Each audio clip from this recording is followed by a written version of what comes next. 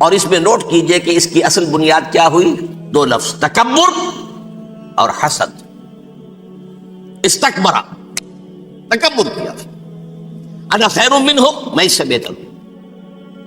یہ ساری بس کی گانٹھ یہی ہے، سب سے بڑی گمراہی کی وجہ یہی ہے۔ اسی لیے کہا ہے حدیث میں، لن يدخل الجنہ من کان فی قلبہ مثقال حبۃ من کبر، جنت میں ہرگز وہ شخص کبھی بھی داخل نہیں ہو سکے گا جس کے دل میں رائے کے دانے کے برابر بھی کبر ہے۔ تکبر سب سے بڑا جرم۔ الکبر ردائی، اللہ فرماتا ہے یہ تکبر، یہ تو میری چادر ہے۔ کوئی شخص تکبر کرتا تو گویا میری چادر گھسیٹ رہا ہے میرے کندھے سے۔ عرب میں کسی شخص کی توہین کرنی ہوتی تھی تو اس کی چادر گھسیٹتے تھے، ننگا کر دیا گویا۔ یہ میری ردائی ہے، الکبر ردائی، یہ میری چادر ہے، یہ جامہ مجھے زیب دیتا ہے، مجھ پر راستہ تھا۔ اور حسد، آدم کو جو برتری عطا ہو گئی، اس حسد کی آگ میں وہ جل رہا ہے اور اس کا انتقام لینا چاہتا ہے۔ آدم سے بھی، آدم کو بھی گمراہ کیا، جنت سے نکلوایا۔ ایسے نکلنا تو انہیں تھا ہی مشیت اذنی میں، لیکن فوری طور پر اللہ کے حکم کی خلاف ورزی تو کروائی نا۔ فعصى آدم ربہ فغوى، آدم نے اپنے رب کے حکم کی نافرمانی کی اور گمراہ ہوا عارضی طور پر۔ یہ دوسری بات ہے، توبہ کر لی، اللہ نے توبہ قبول فرما لی، معاف کر دیا۔ کوئی مستقل جو ہے وہ نسل انسانی پر اس گناہ کا اثر متوارث طور پر نہیں آ رہا، ختم ہو چکا معاملہ، ہوا تھا ہو گیا۔ فتلقى آدم من ربہ کلمات فتاب علیہ انہ هو التواب الرحیم۔ اور توبہ کی شان یہ ہے جب وہ قبول ہو جائے اللہ کی جناب میں، کیا تائب من الذنب کمن لا ذنب لہ، گناہ سے توبہ کرنے والا ایسے ہوتا ہے جیسے اس نے کبھی گناہ کیا ہی نہیں تھا۔ لیکن بہرحال وہ گمراہ کرنے میں کامیاب ہو گیا، حضرت آدم اور حوا کو بھی، اور نوع انسانی کی عظیم اکثریت، عظیم اکثریت، عظیم اکثریت اس کے داؤ میں آئی ہوئی ہے نہیں۔ کتنے ہیں وہ عباد اللہ المخلصین، الا عبادک منہم المخلصین، کتنے جو واقعتاً خالصتاً اللہ کے بندے بن گئے، جنہیں اللہ نے اپنا بنا لیا، اپنا قرار دے دیا۔ اب اس کے ساتھ نوٹ کیجئے، اس ابلیس کے ساتھ ایک فوج بھی ہے جسے قرآن مجید میں کہا گیا ہے یہ اس کی پارٹی ہے، حزب الشیطان، یہ اکیلا نہیں ہے۔ ایک تو وہ عزازیل ہے، اس کی طویل ترین عمر اللہ نے دے دی، وہ تو قیامت تک رہے گا۔ باقی بھی جنات جو ہیں ان کی نسل میں سے، یا اس کی نوع میں سے، اس کی نسل میں سے، جنات کی عمریں انسانوں کی عمروں سے زیادہ ہیں، بہت زیادہ ہیں، لیکن پھر بھی اتنی نہیں ہے۔ یہ خاص ہے اس کا معاملہ کہ اس نے کہا تھا رب انظرنی الی یوم یبعثون، مجھے دے دے مہلت اس وقت تک تاکہ میں ثابت کر کے دکھا دوں کہ جسے تو نے یہ خلافت دیا یہ اس کا اہل نہیں ہے۔ Let me prove this point ولا تجد اکثرہم شاکرین، تو ان کی اکثریت کو شکر گزار نہیں پائے گا۔ وہ ابلیس جو ہے وہ ریکروٹ کرتا ہے اپنے فوجی، اول تو خود جنات میں سے جو اس کے نمبر 1 لشکری ہے۔ قرآن مجید میں اس کا اشارہ دیا گیا ہے، انہ یراکم ہو وقبیلہ من حیث لا ترونہم۔ دیکھو لوگو، اے انسانوں، وہ ابلیس لعین عزازیل اور جو اس کی قبیلے کے لوگ ہیں، جنات ہیں، وہ تمہیں وہاں سے دیکھتے ہیں اور تاکتے ہیں اور حملہ کرتے ہیں جہاں سے تم انہیں نہیں دیکھتے۔ وہ غیر مرئی ہیں، انویزیبل ہیں، تمہیں نظر نہیں آتے۔ ویزیبل دشمن کا وار تو روک لو گے، انویزیبل کا کیسے روکو گے؟ انہو یراکم ہوا وقبیلہ، اکیلا ہی نہیں ہے وہ تو تمہیں تاکتا ہے، تم پر حملہ کرتا ہے، گھات میں لگ کر جو ہے تمہارے اوپر حملہ کرتا ہے، وہ بھی اور اس کے ساتھ اس کے قبیلے کے لوگ جنات بھی، من حیث لا ترونہم، جہاں سے کہ تم انہیں نہیں دیکھتے۔ لیکن اس کے علاوہ وہ انسانوں میں سے بھی ریکریوٹ، رنگ روٹ وہ برپا کر، وہ جو ہے ان کو اپنے پاس رکھتا ہے فوج کے اندر، جس کی سب سے بڑی مثال کیا ہے؟ سورہ مجادلہ میں اللہ تعالیٰ نے منافق، حالانکہ وہ کون تھے؟ بظاہر حضور کا کلمہ پڑھنے والے، حضور کے پیچھے نماز پڑھنے والے، اسلام کا دعویٰ کرنے والے، ان کو اللہ فرماتا ہے اولئک حزب الشیطان، الا ان حزب الشیطان هم الخاسرون، یہ شیطان کی پارٹی کے لوگ ہیں۔ وہاں مقابلے میں آیا ہے اولئک حزب اللہ الا ان حزب اللہ هم المفلحون، یہ دو پارٹیاں ہیں، حزب اللہ اللہ کی پارٹی جو اس کے مخلص بندے ہیں وہ اللہ کی پارٹی، اور جو شیطان کے مرید بن گئے اس کے ہاتھ پر بیعت کر لی، لہذا وہ اس شیطان کی پارٹی کے لوگ ہیں، چاہے وہ انسان ہو چاہے جن ہو۔ تو انسانوں میں سے بھی اس کے حزب میں، اس کی پارٹی میں اس کے ایجنٹ ہیں اور بہت ہیں، بلکہ بہت سے تو ایسے ہیں کہ جو جنات کے بھی کان کتر دیں، ان کو بھی شیطنت سکھا دیں، پڑھا دیں۔ لیکن اب ایک بات سمجھیے، ایک دنیا میں نسل اور قوم بھی ایسی ہے جو ایک خاص وقت سے بحیثیت مجموعی من حیث القوم ابلیس کی ایجنٹ بن گئی ہے۔ وہ کون ہے؟ وہ یہودی ہے۔ یہ یہودی قوم جو ہے، اس میں ایک تو کچھ یہ کہ ان کی فطرت کے اندر یہ تھا کہ ہم ہیں اصل انسان، باقی انسان جو ہے وہ انسان نما حیوان ہے، ان کی کوئی حیثیت ہی نہیں، ہم ہیں اصل انسان، نحن ابناء اللہ و احباؤہ۔ باقی یہ جینٹائلز، یہ گوئمز، غیر یہودی، یہ تو حیوانات ہیں۔ اب جیسے کہ انسانوں کو حق ہے کہ حیوانوں کو ایکسپلائٹ کریں، استعمال کریں، گھوڑے کو آپ تانگے میں باندھتے ہیں کہ نہیں؟ اس کی پسینے کی اور محنت کی کمائی ہے جو کھاتا ہے تانگا چلانے والا۔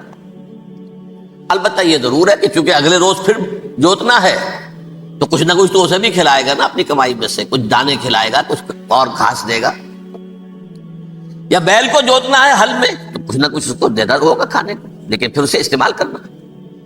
تو ان کا مستقل قول یہ ہے کہ اصل انسان ہم ہیں، باقی پوری نوع انسانی ہمارے لیے حیوانوں کے درجے میں، ہم چاہیں جس طرح انہیں استعمال کریں، ایکسپلائٹ کریں، دھوکہ دیں، جیسے چاہیں، لوٹیں کھسوٹیں، سب کچھ کریں، بدہضی کریں، ان سے سود لیں، سب کریں، جو بھی ممکن طریقہ ہو، یہ ہمارے لیے ہم ڈومینیٹ کریں گے، اور یہ در حقیقت ہمارے اعلی کار ہیں۔ ایک تو اس اعتبار سے یہود بقیہ پوری نوع انسانی کے دشمن بن گئے۔ قرآن مجید کی وہ آیت بھی میں نے آپ کو سنائی ہے،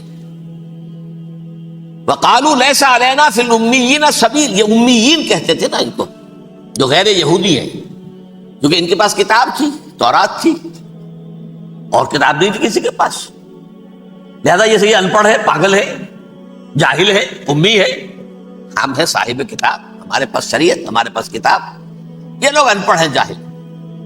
لیس علینا فی الامیین سبیل، ان امیین کو ہم لوٹیں کھسوٹیں، دھوکہ دیں، فریب سے جو کریں، چوری کریں، ڈاکہ ڈالیں، جیب کے قطرے، جس طرح بھی کریں ہمارے لیے جائز ہے، ہمارے اوپر کوئی گرفت نہیں ہوگی۔ اللہ تعالیٰ ہم سے یہ نہیں پوچھے گا تم نے جھوٹ کیوں بولا تھا اس کے ساتھ، تم نے وعدہ خلافی کیوں کی تھی اس کے ساتھ، تم نے کیوں دھوکہ دیا تھا اس کو، تم نے کیوں اس کا مال جو ہے غبن کر لیا تھا، ہڑپ کر لیا تھا، نہیں، ہم پر پوچھ نہیں ہے۔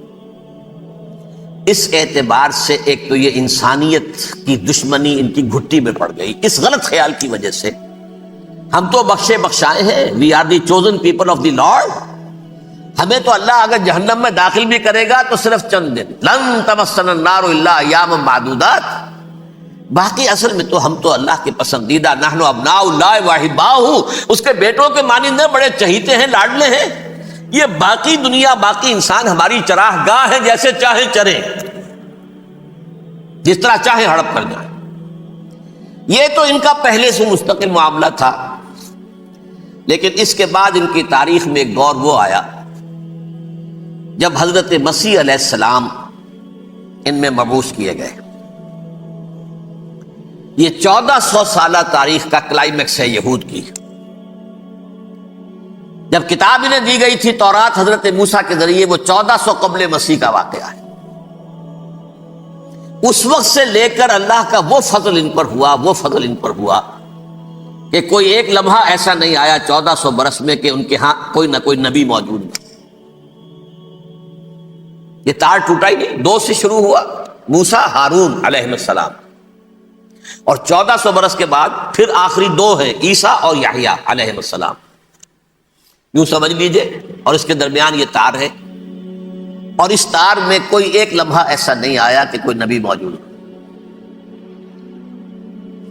اس میں اتار چڑھاؤ بہت سے آئے ہیں، اس کا وہ میرا موضوع نہیں ہے اس وقت۔ قبل مسیح کی تاریخ جو ہے وہ میرا موضوع نہیں ہے۔ قرآن مجید میں سورہ بنی اسرائیل کے پہلے رکوع میں اس کا تذکرہ موجود ہے۔ وَقَضَيْنَا إِلَىٰ بَنِي إِسْرَائِيلَ فِي الْكِتَابِ لَتُفْسِدُنَّ فِي الْأَرْضِ مَرَّتَيْنِ وَلَتَعْلُنَّ عُلُوًّا كَبِيرًا، 2 مرتبہ ان پر عذاب کے کوڑے برسے، پہلے اشوریوں کے ذریعے سے جو شامی تھے، سیرینز اشوری کہلاتے، پھر بابلیوں کے ذریعے سے یعنی عراقیوں کے ذریعے سے، بیبیلونیا نام تھا عراق کا پہلے، ان پر بہت بڑی بڑی تباہیاں آئیں، اللہ تعالیٰ کی طرف سے عذاب آئے۔ اس کے بعد پھر دوسرے دور میں دوسرا اقتدار کا دور آیا، خرمستیاں بڑھ گئیں، تو پہلے گریکس کے ذریعے سے، یونانیوں کے ذریعے سے، اور پھر رومیوں کے ذریعے سے پسوایا گیا۔ یہ دور گزر چکے تھے ان پر، 2 عروج کے دور اور 2 زوال کے دور۔ میری چھوٹی سی کتاب ہے تنظیم اسلامی کا تاریخی پس منظر، شاید 6-7 روپے کی ہوگی، اس کو آپ دیکھیں گے تو اس میں اس کا پورا نقشہ آپ کو مل جائے گا۔ ویسے تو یہ کہ میری جو ذرا بڑی کتاب ہے سابقہ اور موجودہ مسلمان امتوں کا ماضی، حال اور مستقبل، اس میں میں نے ان معاملات پر بڑی تفصیل سے بحث کی تھی۔ بہرحال یہ جو دور تھا ان کا 1400 سالہ، وہ اونچ نیچ سے ہوتا ہوا جب آیا ہے حضرت مسیح کی بعثت پر، تو ان کی شرارت کی انتہا یہ ہو گئی کہ اللہ تعالیٰ نے مسیح کو رسول بنا کر بھیجا، رسولاً الی بنی اسرائیل۔ حضرت موسیٰ اور حضرت عیسیٰ کے درمیان رسول کوئی نہیں ہے، سب نبی ہے۔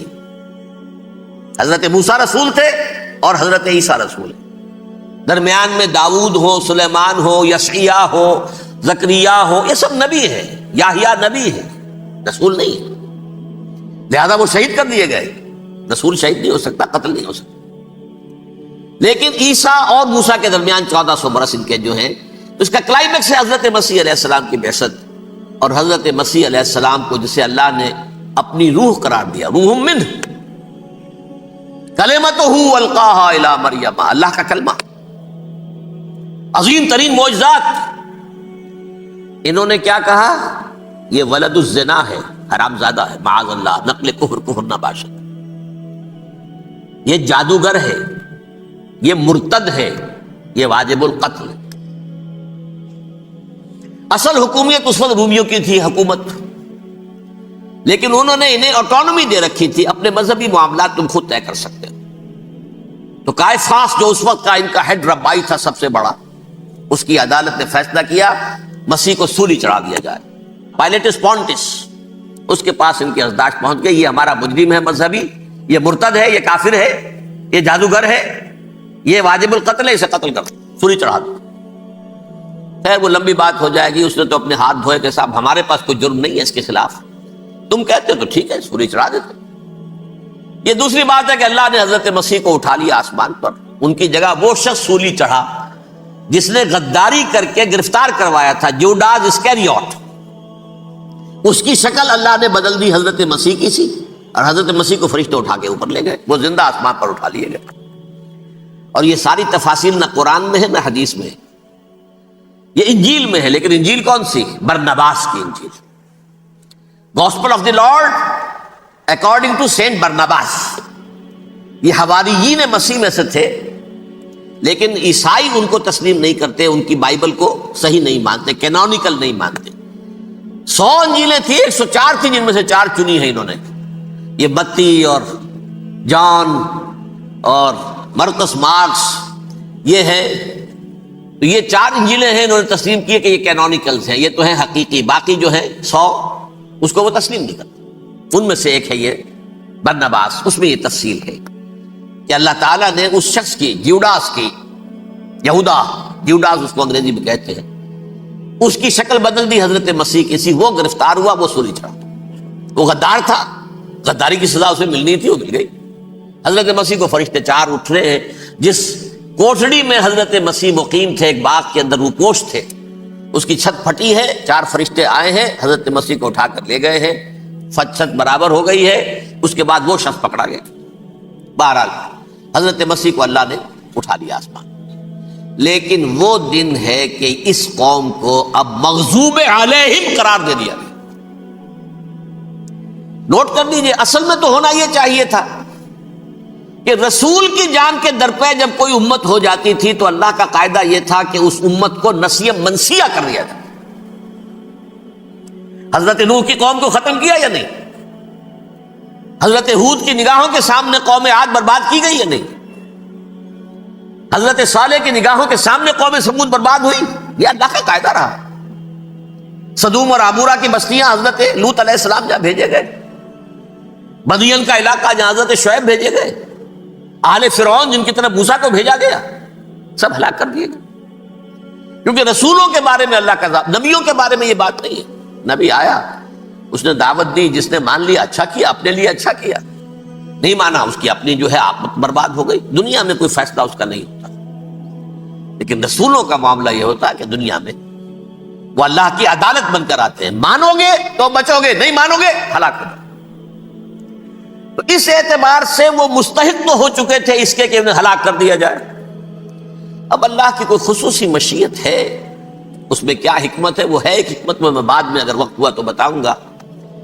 فیصلہ یہ کیا اللہ نے کہ حضرت مسیح کو تو اٹھا لیا زندہ، اور ان کی رسی ابھی مزید دراز کر دی کہ ان کو ابھی مہلت دے دی کہ تمہیں آخری استیصال، جس کو عذاب اکبر کہتا ہے قرآن۔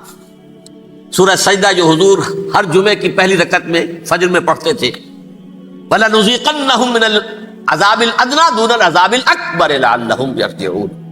چھوٹے چھوٹے عذاب اور ایک بڑا عذاب، جبکہ قوم بالکل برباد، نسیم منسیہ، کأن لم یغنوا فیہا، ایسے ہو جائیں جیسے کوئی تھے ہی نہیں آبادیاں۔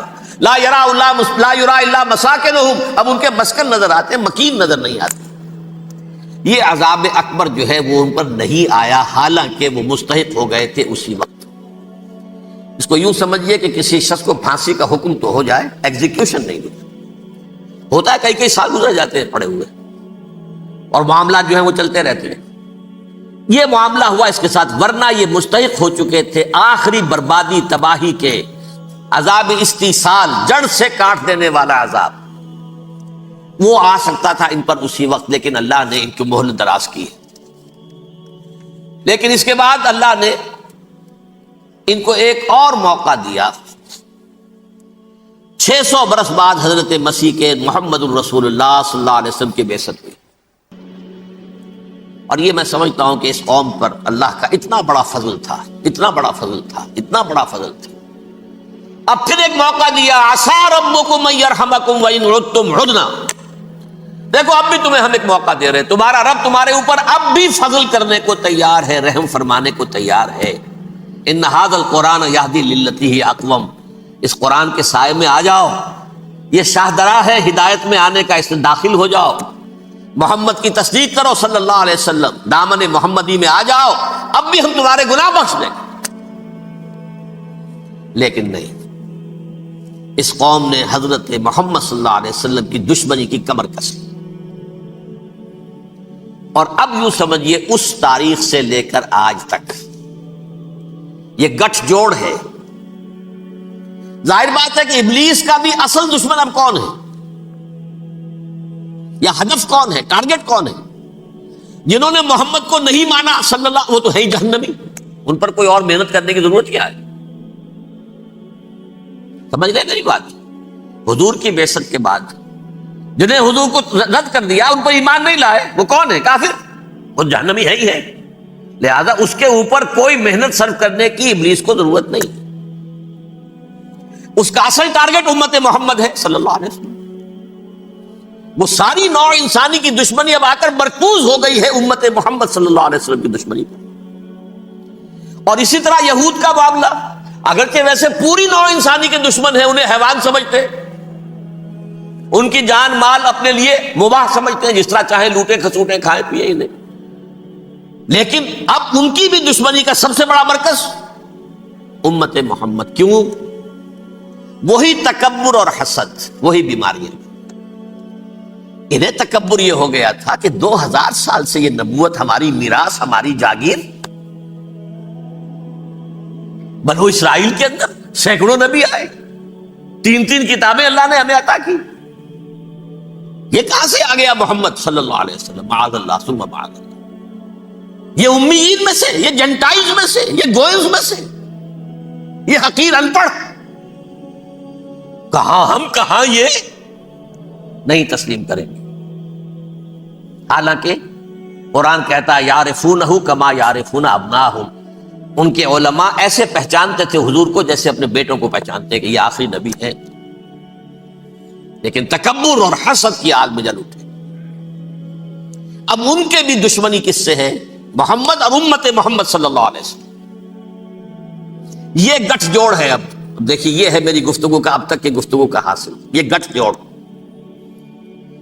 ایک غیر مرئی دنیا، انویزیبل دنیا کا ابلیس لعین اور جنات میں سے اس کے لشکری فوج،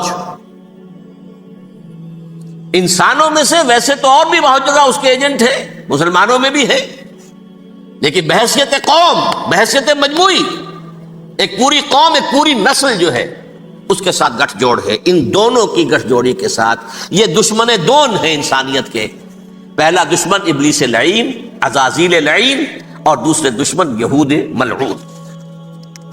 اب میں آپ کو ذرا اس جو انسانوں میں سے انسان دشمنی کا جن کا سب سے بڑا رول ہے، میں ان کی 2000 سالہ تاریخ کا آپ کے سامنے نقشہ رکھنا چاہتا ہوں۔ ان 1400 سال کا تو میں نے صرف 4 آپ کو پوائنٹس بتائے۔ موسیٰ سے عیسیٰ تک 1400 برس علیہم الصلوۃ والسلام، 2 مرتبہ عروج، 2 مرتبہ زوال، اشیریوں کے ہاتھوں پٹوائی، بابلیوں کے ہاتھوں پٹانا، گریکس کے ہاتھوں مرمت، رومنس کے ہاتھوں مرمت۔ یہ جو 2000 سال ہیں، کیونکہ اب تو ظاہر بات ہے 21ویں صدی شروع ہو گئی، 20 صدیاں حضرت مسیح کو پوری ہو گئی۔ پہلی بات نوٹ کیجئے، حضرت مسیح کی پیدائش ہے سن 1 قبل مسیح۔ یہ نقطہ آپ نے کبھی سنا ہے یا نہیں؟ جب ملینیم کا سلسلہ شروع ہوا تھا پچھلے سال، تو میں نے بیان کر دیا تھا کہ ایک عجیب حساب کے اندر انہوں نے غلطی کی ہوئی ہے۔ حضرت مسیح کی پیدائش ہوئی 25 دسمبر کو، سن انہوں نے شروع کر دیا، جو اس کے بعد جنوری آئی تو پہلا سال شروع ہو گیا۔ اگر جنوری سے پہلا سال شروع ہوا تو یہ 6 دن جو ہے تو اس کے پچھلے سال میں تھے، لہذا کہا جائے گا کہ Jesus Christ was born 1 year before Christ, BC۔ تو 1 قبل مسیح میں حضرت مسیح کی پیدائش ہوئی۔ یہ آخری اسرائیلی نبی اور رسول۔ یہودی علماء کی مخالفت، دشمنی، سولی پر چڑھوا دینا میں بیان کر چکا ہوں۔ سن 33 عیسوی میں، جبکہ حضرت مسیح کی عمر 33 برس تھی، اللہ تعالیٰ نے انہیں زندہ آسمان پر اٹھا لیا، لیکن یہودیوں نے اپنے خیال کے مطابق انہیں سولی پر چڑھوا دیا، ان کی موت واقع ہوئی۔ اگرچہ اس کے بعد یہ اختلاف ہے ان میں، یہودی کہتے ہیں وہ سولی پر چڑھ گیا، ختم ہوا، مر گیا، عیسائی کہتے ہیں نہیں، انتقال ہوا ہے مسیح کا صلیب پر، لیکن پھر وہ دوبارہ زندہ ہو گئے ہیں۔ ان کی لاش ایک غار میں رکھ دی گئی تھی، وہاں ریزریکشن ہو گیا، ان کا باعث بعد الموت وہی ہو گیا، اور پھر انہیں اللہ نے زندہ آسمان پر اٹھا لیا۔ تو ہمارے اور عیسائیوں کے درمیان نوٹ کر لیجئے، یہ چیز مشترک ہے کہ حضرت مسیح آسمان پر زندہ اٹھائے گئے۔ فرق کیا ہے؟ وہ سمجھتے ہیں کہ سولی دیے گئے، سولی پر مرے، پھر زندہ ہوئے، پھر گئے۔ ہم سمجھتے ہیں کہ نہیں، وما صلبوہ وما قتلوہ، انہوں نے نہ صلیب دے سکے انہیں اور نہ انہیں قتل کر سکے، بل رفع اللہ الیہ، اللہ نے اٹھا لیا۔ پھر ہمارا اور یہ اس کا عیسائیوں کا ایک اور اتفاق ہے، سیکنڈ کمنگ آف جیسس، حضرت مسیح دوبارہ آئیں گے۔ یہ عیسائیوں کا بھی عقیدہ ہے اور ہمارا بھی۔ بہرحال تو جیسا کہ میں نے عرض کیا کہ اس وقت یہ عذاب استیصال، عذاب اکبر کے مستحق ہو چکے تھے، لیکن اللہ نے ان کی مدت دراز کی ہے، لیکن ان پر دنیاوی عذاب کا ایک کوڑا جو ہے اللہ تعالی کی طرف سے اسی وقت برسا۔ دنیاوی عذاب دنیا میں رہتے ہوئے ختم نہیں کیا۔ 37 برس بعد، حضرت مسیح کے رفع سماوی کے 37 برس بعد، سن 70 میں یہودیوں نے بغاوت کی رومیوں کے خلاف۔ رومی ٹائٹس جنرل تھا ایک، اس نے پھر جو حملہ کیا ہے 1,33,000 یہودی ایک دن میں قتل کیا یروشلم میں، اور ہیکل سلیمانی گرا دیا۔ وہ ہیکل پہلے بھی گرا تھا، پہلے 1400 سال کے دوران میں بھی نبوکدنضر نے گرایا تھا، لیکن پھر اس کے 150 سال بعد انہوں نے دوبارہ بنا لیا تھا، اس لیے وہ اسے سیکنڈ ٹیمپل کہتے ہیں۔ پہلا ٹیمپل جو حضرت سلیمان نے بنایا تھا نبوکدنضر نے گرا دیا 587 قبل مسیح میں، پھر دوبارہ انہوں نے 150 سال کے بعد بنا لیا۔ وہ اس تاریخ کا حصہ ہے میں نے جس کے بارے میں آپ کو تفصیل نہیں بتائی۔ اس میں یہ ہوا سن 70 میں وہ گرا دیا گیا، وہ آج تک گرا پڑا ہوا ہے۔ نمبر 2 یہ کہہ دیا گیا کہ یہودیوں اس ارض فلسطین سے نکل جاؤ، تم یہاں نہیں رہ سکتے اب۔ لہذا جس کا جہاں سینگ سمایا چلا گیا، یورپ میں چلے گئے، ایشیا میں آ گئے، عرب میں آ گئے، یہ 3 قبیلے جو رات بھی میں نے عرض کیا تھا، بنو قینقاع، بنو نذیر اور بنو قریظہ، یہ وہاں سے آ کے مدینے میں آباد ہو گئے۔ جس کا جہاں سینگ سمایا، افریقہ میں، ہندوستان میں، جہاں چلے گئے۔ ڈایاسپورا اسے کہتے ہیں، وہ آپ نوٹ کر لیجیے اس لفظ کو، ڈایاسپورا، ہمارا دور انتشار، جبکہ ہمیں ہماری اصل سرزمین تو فلسطین ہے، حضرت ابراہیم کا مسکن، حضرت اسحاق حضرت یعقوب کا مسکن فلسطین، یہ ہے ہماری اصل جاگیر، یہ تو ہماری جدی پشتی جاگیر ہے، لیکن یہاں سے نکال دیے گئے سن 70 عیسوی میں، اور وہاں سے لے کے 1917 تک ان کا ڈایاسپورا جاری رہا۔ یہ دور انتشار ہے۔ اس دور انتشار کے اب چند حصے ہیں جس کو میں چاہتا ہوں کہ آپ علیحدہ علیحدہ سمجھ لیں۔ دور انتشار کا جو پہلا جو ہے تقریباً 300 برس، رومی حکمران تھے، وہ یہودیوں کے بھی دشمن تھے اور عیسائیوں کے بھی دشمن تھے۔ عیسائی اور یہودی ایک دوسرے کے بھی دشمن تھے، لیکن رومی سمجھتے تھے کہ یہ ایک ہی تھیلی کے چٹے بٹے ہیں۔ رومیوں کے نزدیک عیسائی بھی یہودیوں ہی کا ایک فرقہ تھے، کوئی علیحدہ مذہب تو تھا ہی نہیں۔ لہذا رومی جو ہیں رومنز، وہ ان دونوں کو ستاتے تھے، مارتے تھے، اور یہ آپس میں لڑتے تھے، یہودی عیسائیوں کو مارتے تھے، عیسائی یہودیوں کو مارتے تھے۔ یہ ہے 300 برس تک کی تاریخ۔ سن 300 عیسوی میں کیا ہوا؟ ایک معجزہ ہو گیا۔ بہت عظیم ایمپرر کانسٹینٹائن، قسطنطین اعظم، رومن ایمپررز میں سے بہت بڑا ایمپرر، وہ عیسائی ہو گئے۔ اب تو معاملہ بالکل تلپٹ ہو گیا، پوری سلطنت عیسائی ہو گئی۔ اب عیسائیوں کے عیش ہو گئے اور یہودیوں پہ مار پڑنی شروع ہوئی۔ اب عیسائیوں کا آپ خود سوچئے کہ جنہیں وہ خدا بنا بیٹھے ہیں، خدا کا بیٹا قرار دے رہے ہیں، ان کے قاتل کون؟ یہودی بدماش۔ لہذا ان کی وہ پٹائی شروع ہوئی ہے یورپ میں، پوری رومن امپائر میں انہیں ذلیل کیا گیا، شہروں میں آمد بند، علیحدہ رہو، گھیٹوز کے اندر رہو۔ یہودی کا نام جو ہے وہ گالی بن گیا، جیسے آج بھی یہودی گالی کہتے ہیں، جیسے خنزیر کا لفظ، آخر وہ بھی اللہ کی مخلوق ہے، لیکن آپ کو معلوم ہے کوئی شخص زبان پر نام نہیں لانا چاہتا خنزیر کا، سور کا، ہے تو مخلوق، وہ بھی ایک حیوان ہے۔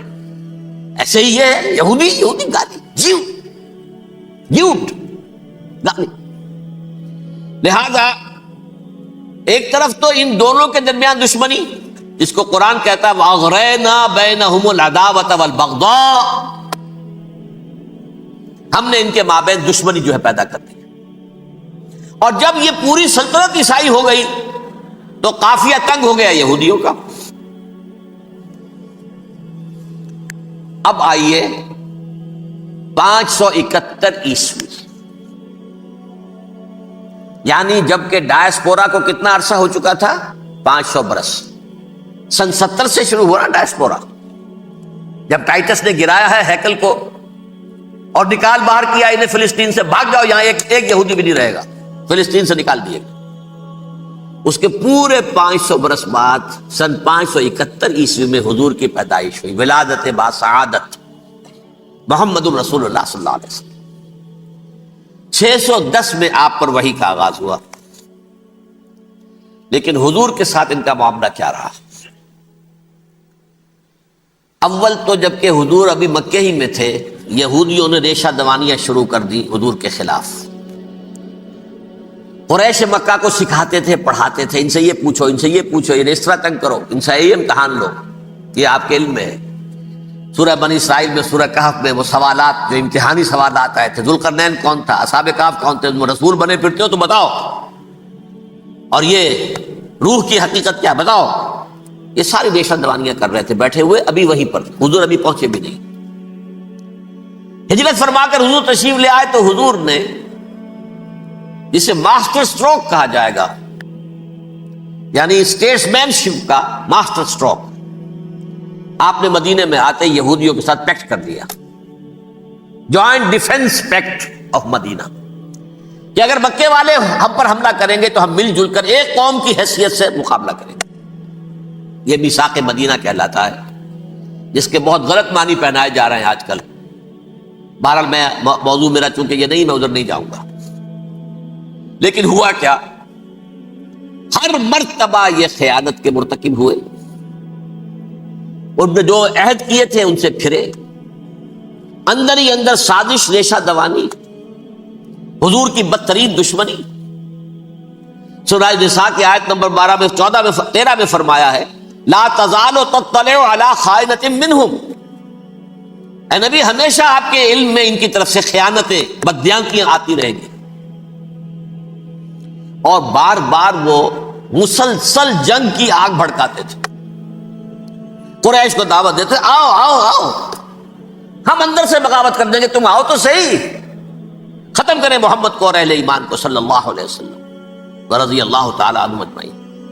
لیکن پھر جب وہ آتے تھے تو یہ دبک جاتے تھے، ان میں ہمت نہیں تھی، میدان کے مرد نہیں رہے تھے۔ یہ سورہ حشر میں ان کا نقشہ کھینچا گیا ہے، کھلے میدان میں مقابلے کی اس کے اندر صلاحیت ہی نہیں ہے۔ یہ تو فصیلوں کے پیچھے سے، جیسے عورتیں کہیں دیہات میں لڑائی ہوتی ہے تو مرد جو ہے گلیوں میں لڑتے ہیں، عورتیں اوپر سے پتھر پھینکتی ہیں، بس وہ کام یہ کر سکتے تھے، من ورائے جدر، فصیلوں کے پیچھے سے، جنگ میں میدان میں نہیں آ سکتے۔ بہرحال قرآن مجید میں ہے یہ، سورہ مائدہ کی آیت نمبر 64، کلما اوقدوا نارا للحرب اطفاها اللہ، اکثر و بیشتر مواقع پر تو یہ جب آگ بھڑکاتے تھے جنگ کی، اللہ اسے بجھا دیتا تھا۔ لیکن بہرحال اس کے باوجود جنگیں ہوئی، غزوہ بدر، غزوہ احد ہوئی کہ نہیں، یہ ساری اصل شرارت میں، اور اس کے نتیجے میں حضور نے پھر ایک ایک کر کے 3 قبیلوں کو سزا دی۔ غزوہ بدر کے فوراً بعد بنو قینقاع نکالے گئے مدینے سے، غزوہ احد کے فوراً بعد بنو نذیر نکالے گئے، اور غزوہ احزاب کے بعد بنو قریظہ نکال دیے گئے۔ یہ تو میں نے آپ کے سامنے رکھ دیا صرف حضور کے زمانے میں ان کا کیا رویہ رہا، دشمنی۔ رات بھی ہم نے وہ آیت پڑھی تھی، لَتَجِدَنَّ أَشَدَّ النَّاسِ عَدَاوَةً لِلَّذِينَ آمَنُوا الْيَهُودُ وَالَّذِينَ أَشْرَكُوا، اہل ایمان کی دشمنی میں شدید ترین تم پاؤ گے یہودیوں کو اور مشرکین، مشرکین بھی بعد میں ہے، پہلے یہودی۔ حضور کے بعد کیا ہوا اب یہ نوٹ کیجئے، یہ ان کی تاریخ کا دوسرا دور۔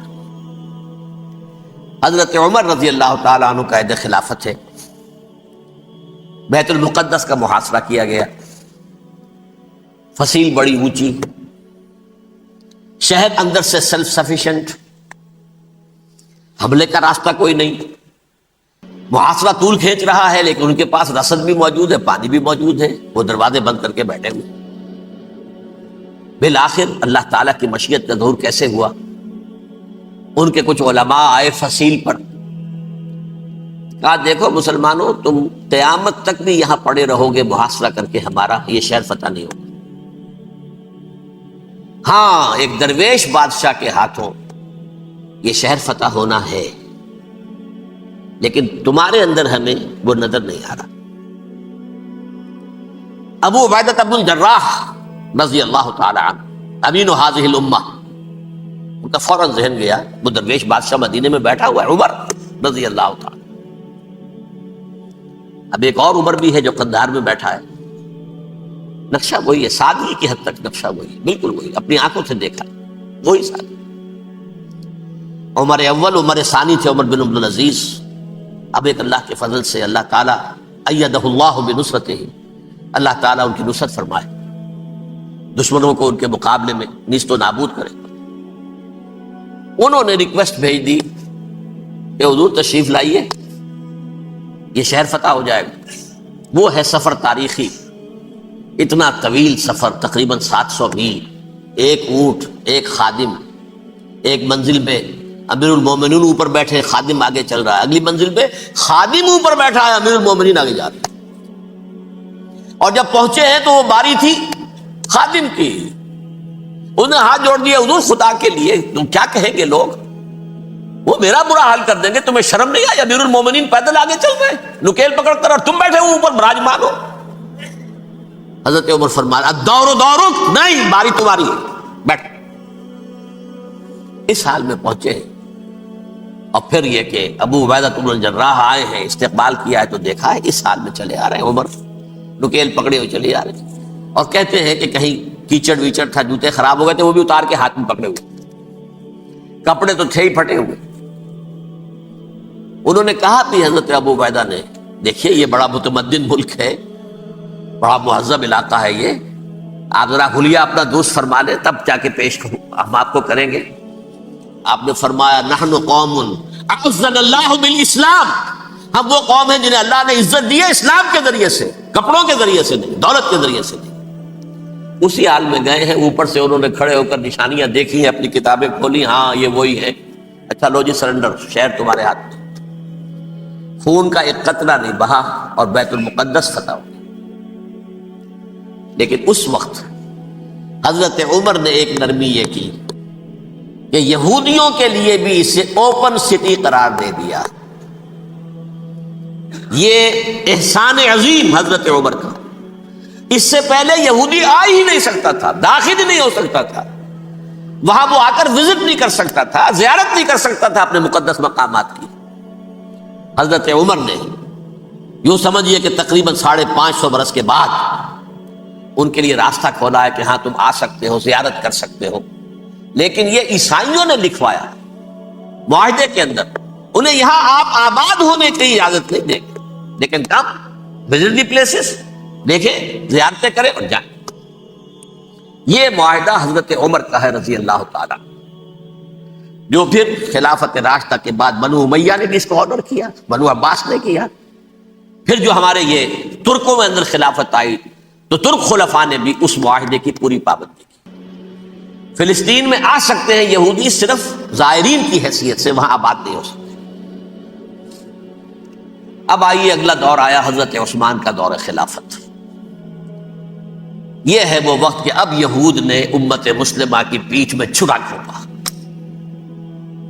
وہ کیسے؟ ایک یہودی عبداللہ ابن سبا اسلام کا لبادہ اوڑھ کر آ گیا، معاشرے کا جائزہ لے لیا، ان میں بنو ہاشم اور بنو امیہ میں جو پرانی کشاکش تھی اس کے کچھ نہ کچھ جراثیم باقی ہیں، اگر ان کو ذرا بھڑکا دے تو مسلمانوں میں انتشار پیدا ہو۔ کہا یہ عثمان کون ہے؟ یہ تو بنو امیہ میں سے ہے، یہ حق تو بنو ہاشم کا ہے، خلافت ان کے پاس ہونی چاہیے، محمد کے تو رشتہ دار وہ ہے صلی اللہ علیہ وسلم۔ عوام الناس کے اندر بات پھیلنی شروع ہوئی، پھر ایک بڑی سازش کے انداز میں حضرت عثمان کے خلاف پروپیگنڈا، حضرت عثمان کے جو عاملین تھے، گورنر تھے، ان کے خلاف پروپیگنڈا، اور ایسی ہوشیاری کرتے تھے کہ کوفے میں کوفے کے حاکم کے خلاف کچھ نہیں کہنا، اجی مصر میں یہ ہو رہا ہے، اجی شام میں یہ ہو رہا ہے، اجی یہ جو عثمان ہے وہ یہ کر رہا ہے، یہ ظلم ہو رہا ہے، یہ لوٹ مار ہو رہی ہے، یہ خیانتیں ہو رہی ہیں۔ اب نہ تو اس زمانے میں مینز آف کمیونیکیشن، کیسے تصدیق کریں؟ افواہیں تو آپ آج کراچی کے اندر شروع ہو جائے تو پتہ نہیں چل سکتا کسی کو کہ کیا اس میں صداقت ہے کیا جھوٹ ہے، اور بری بات جو ہے فطرت انسانی کی کمزوری ہے، وہ فوراً قبول کرتا ہے، کسی کے بارے میں اچھی بات ماننے کو تیار نہیں ہوتا، لیکن بری بات تو فوراً تیار۔ بہرحال یہ فتنہ انہوں نے اٹھایا، حضرت علی کی الوہیت کا فتنہ اٹھایا، حضرت عثمان کے خلاف الفتنۃ الکبریٰ برپا کیا، حضرت عثمان شہید ہوئے۔ اس کے بعد 5 برس تک مسلمان ایک دوسرے کی گردنیں کاٹتے رہے، باہمی خانہ جنگی ہوئی، امت کو وہ زخم لگایا ہے جو آج تک جس سے خون رس رہا ہے۔ یہ شیعان عثمان اور شیعان علی تھے جو بعد میں پھر سنی اور شیعہ ہو، اور آج تک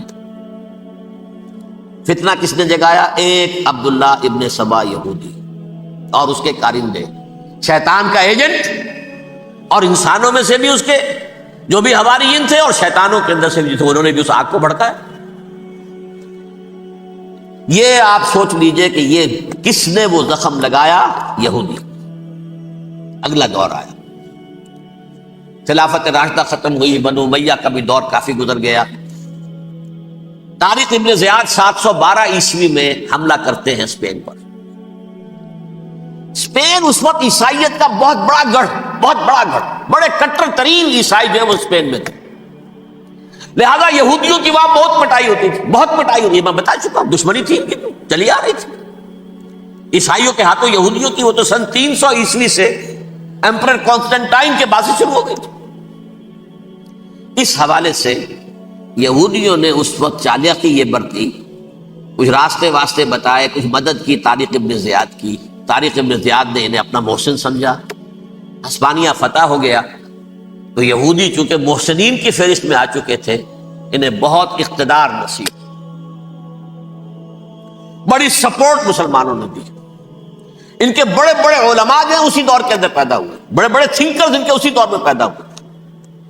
بن گوریون جو کہ ایک وزیر اعظم تھا اسرائیل کا، اس نے یہ لکھا ہے اپنی کتاب میں، Muslim Spain was the golden era of our diaspora.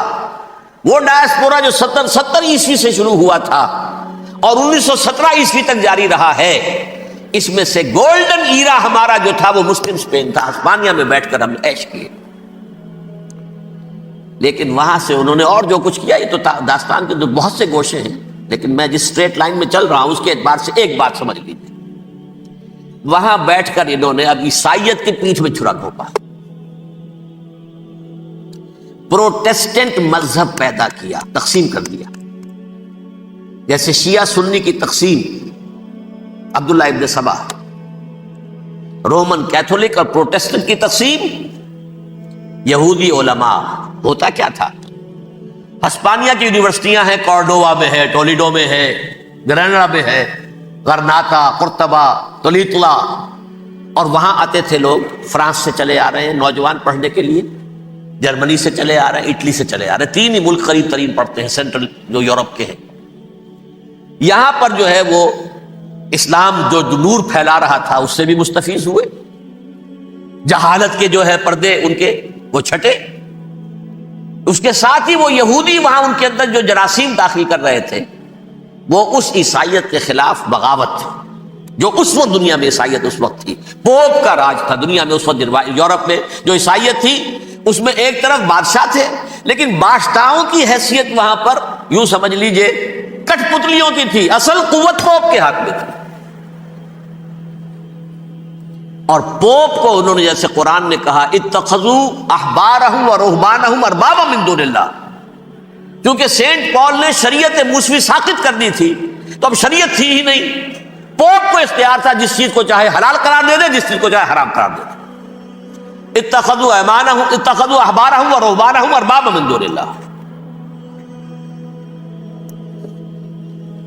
انہوں نے کہا صاحب یہ پوپ کس بلا کا نام ہے، یہ بھی انسان ہے، بات تو ٹھیک تھی نا، اصل حیثیت تو کتاب کی ہونی چاہیے نا، ڈیوائن بک، دی ریویلڈ اسکرپچر، لہذا یہ کتاب ہر شخص پڑھ سکتا ہے، کوئی پوپ کے باپ کو جو ہے کوئی اس کے لیے پروپرائٹری رائٹس تو نہیں ہے کہ صرف پوپ پڑھ سکتا ہے یا پادری پڑھ سکتے ہیں، ہم بھی پڑھ سکتے ہیں، ہم بھی سمجھ سکتے ہیں۔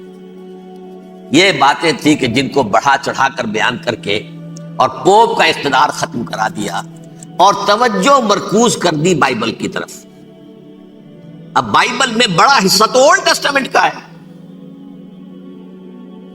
نتیجہ کیا ہوا، یہود کی عظمت پروٹیسٹنٹس کے نزدیک مسلم ہو گئی۔ اصل قوم تو یہ ہے،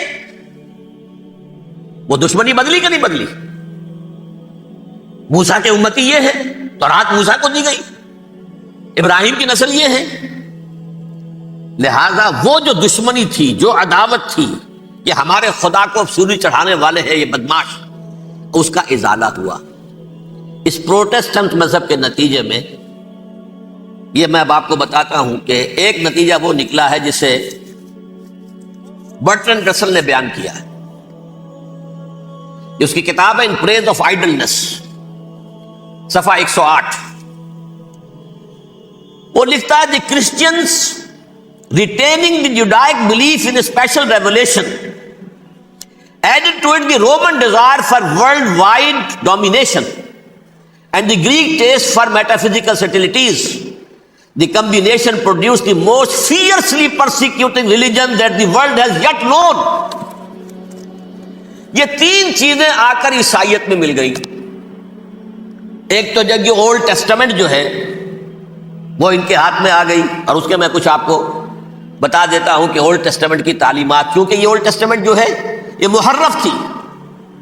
اصل تورات تو گم ہو گئی تھی 587 قبل مسیح میں، جب پہلی مرتبہ ہیکل جو ہے تباہ ہوا ہے، اس وقت ختم ہو گئی تھی. اس کے کوئی 150 سال کے بعد انہوں نے یادداشتوں سے مرتب کر کے لکھی ہے. اب اس میں ان کے اپنے خیالات، اپنے امانی، اپنی توجیحات وہ شامل ہو گئی. لہذا آپ ذرا میں آپ کو حوالے دیتا ہوں اس کتاب کے اندر مظالم کی جو تعلیم دی گئی ہے. اہل کتاب نے اپنے مظالم قتل عام کے جواز کے لیے تورات میں تبدیلیاں کی اور پیغمبروں پر دہشت ناکی اور بدترین حرام کاری کے الزامات لگائے. سنیے، پہلا حوالہ ہے یہ گنتی باب 31 آیات 17-18. اس لیے ان بچوں میں جتنے لڑکے ہیں سب کو مار ڈالو، اور جتنی عورتیں مرد کا منہ دیکھ چکی ہیں ان کو بھی قتل کر ڈالو، لیکن ان لڑکیوں کو جو مرد سے واقف نہیں اور اچھوتی ہیں اپنے لیے زندہ رکھو. یہ کسی اللہ کی کتاب کا یہ جملہ ہو سکتا ہے؟ کسی ریویل بک کا؟ اور سنیے، یہ ہے استثناء ڈیٹرانومی باب 20 آیت 16-18. پر ان قوموں کے شہروں میں جن کو خداوند تیرا خدا میراث کے طور پر تجھ کو دیتا ہے، کسی ذی نفس کو جیتا نہ بچا رکھنا، جیسا خداوند تیرے خدا نے تجھ کو حکم دیا بالکل نیست کر دینا. مرد، عورتیں، بچے، بوڑھے سب ختم. یہ کتاب مقدس ہے. اور سنیے، سیموئیل باب 27 آیت نمبر 9. اور داؤد نے اس سرزمین کو تباہ کر ڈالا اور عورت مرد کسی کو جیتا نہ چھوڑا. نمبر 4، ان سب آباد شہروں کو ماں، عورتوں اور بچوں کے بالکل نابود کر ڈالا. کتاب استثناء باب 3 آیت 6. یہ ہے جو کہہ رہا ہے برٹرنڈ رسل، کرسچینٹی میں آ کر یہ تین چیزیں شامل ہو گئی.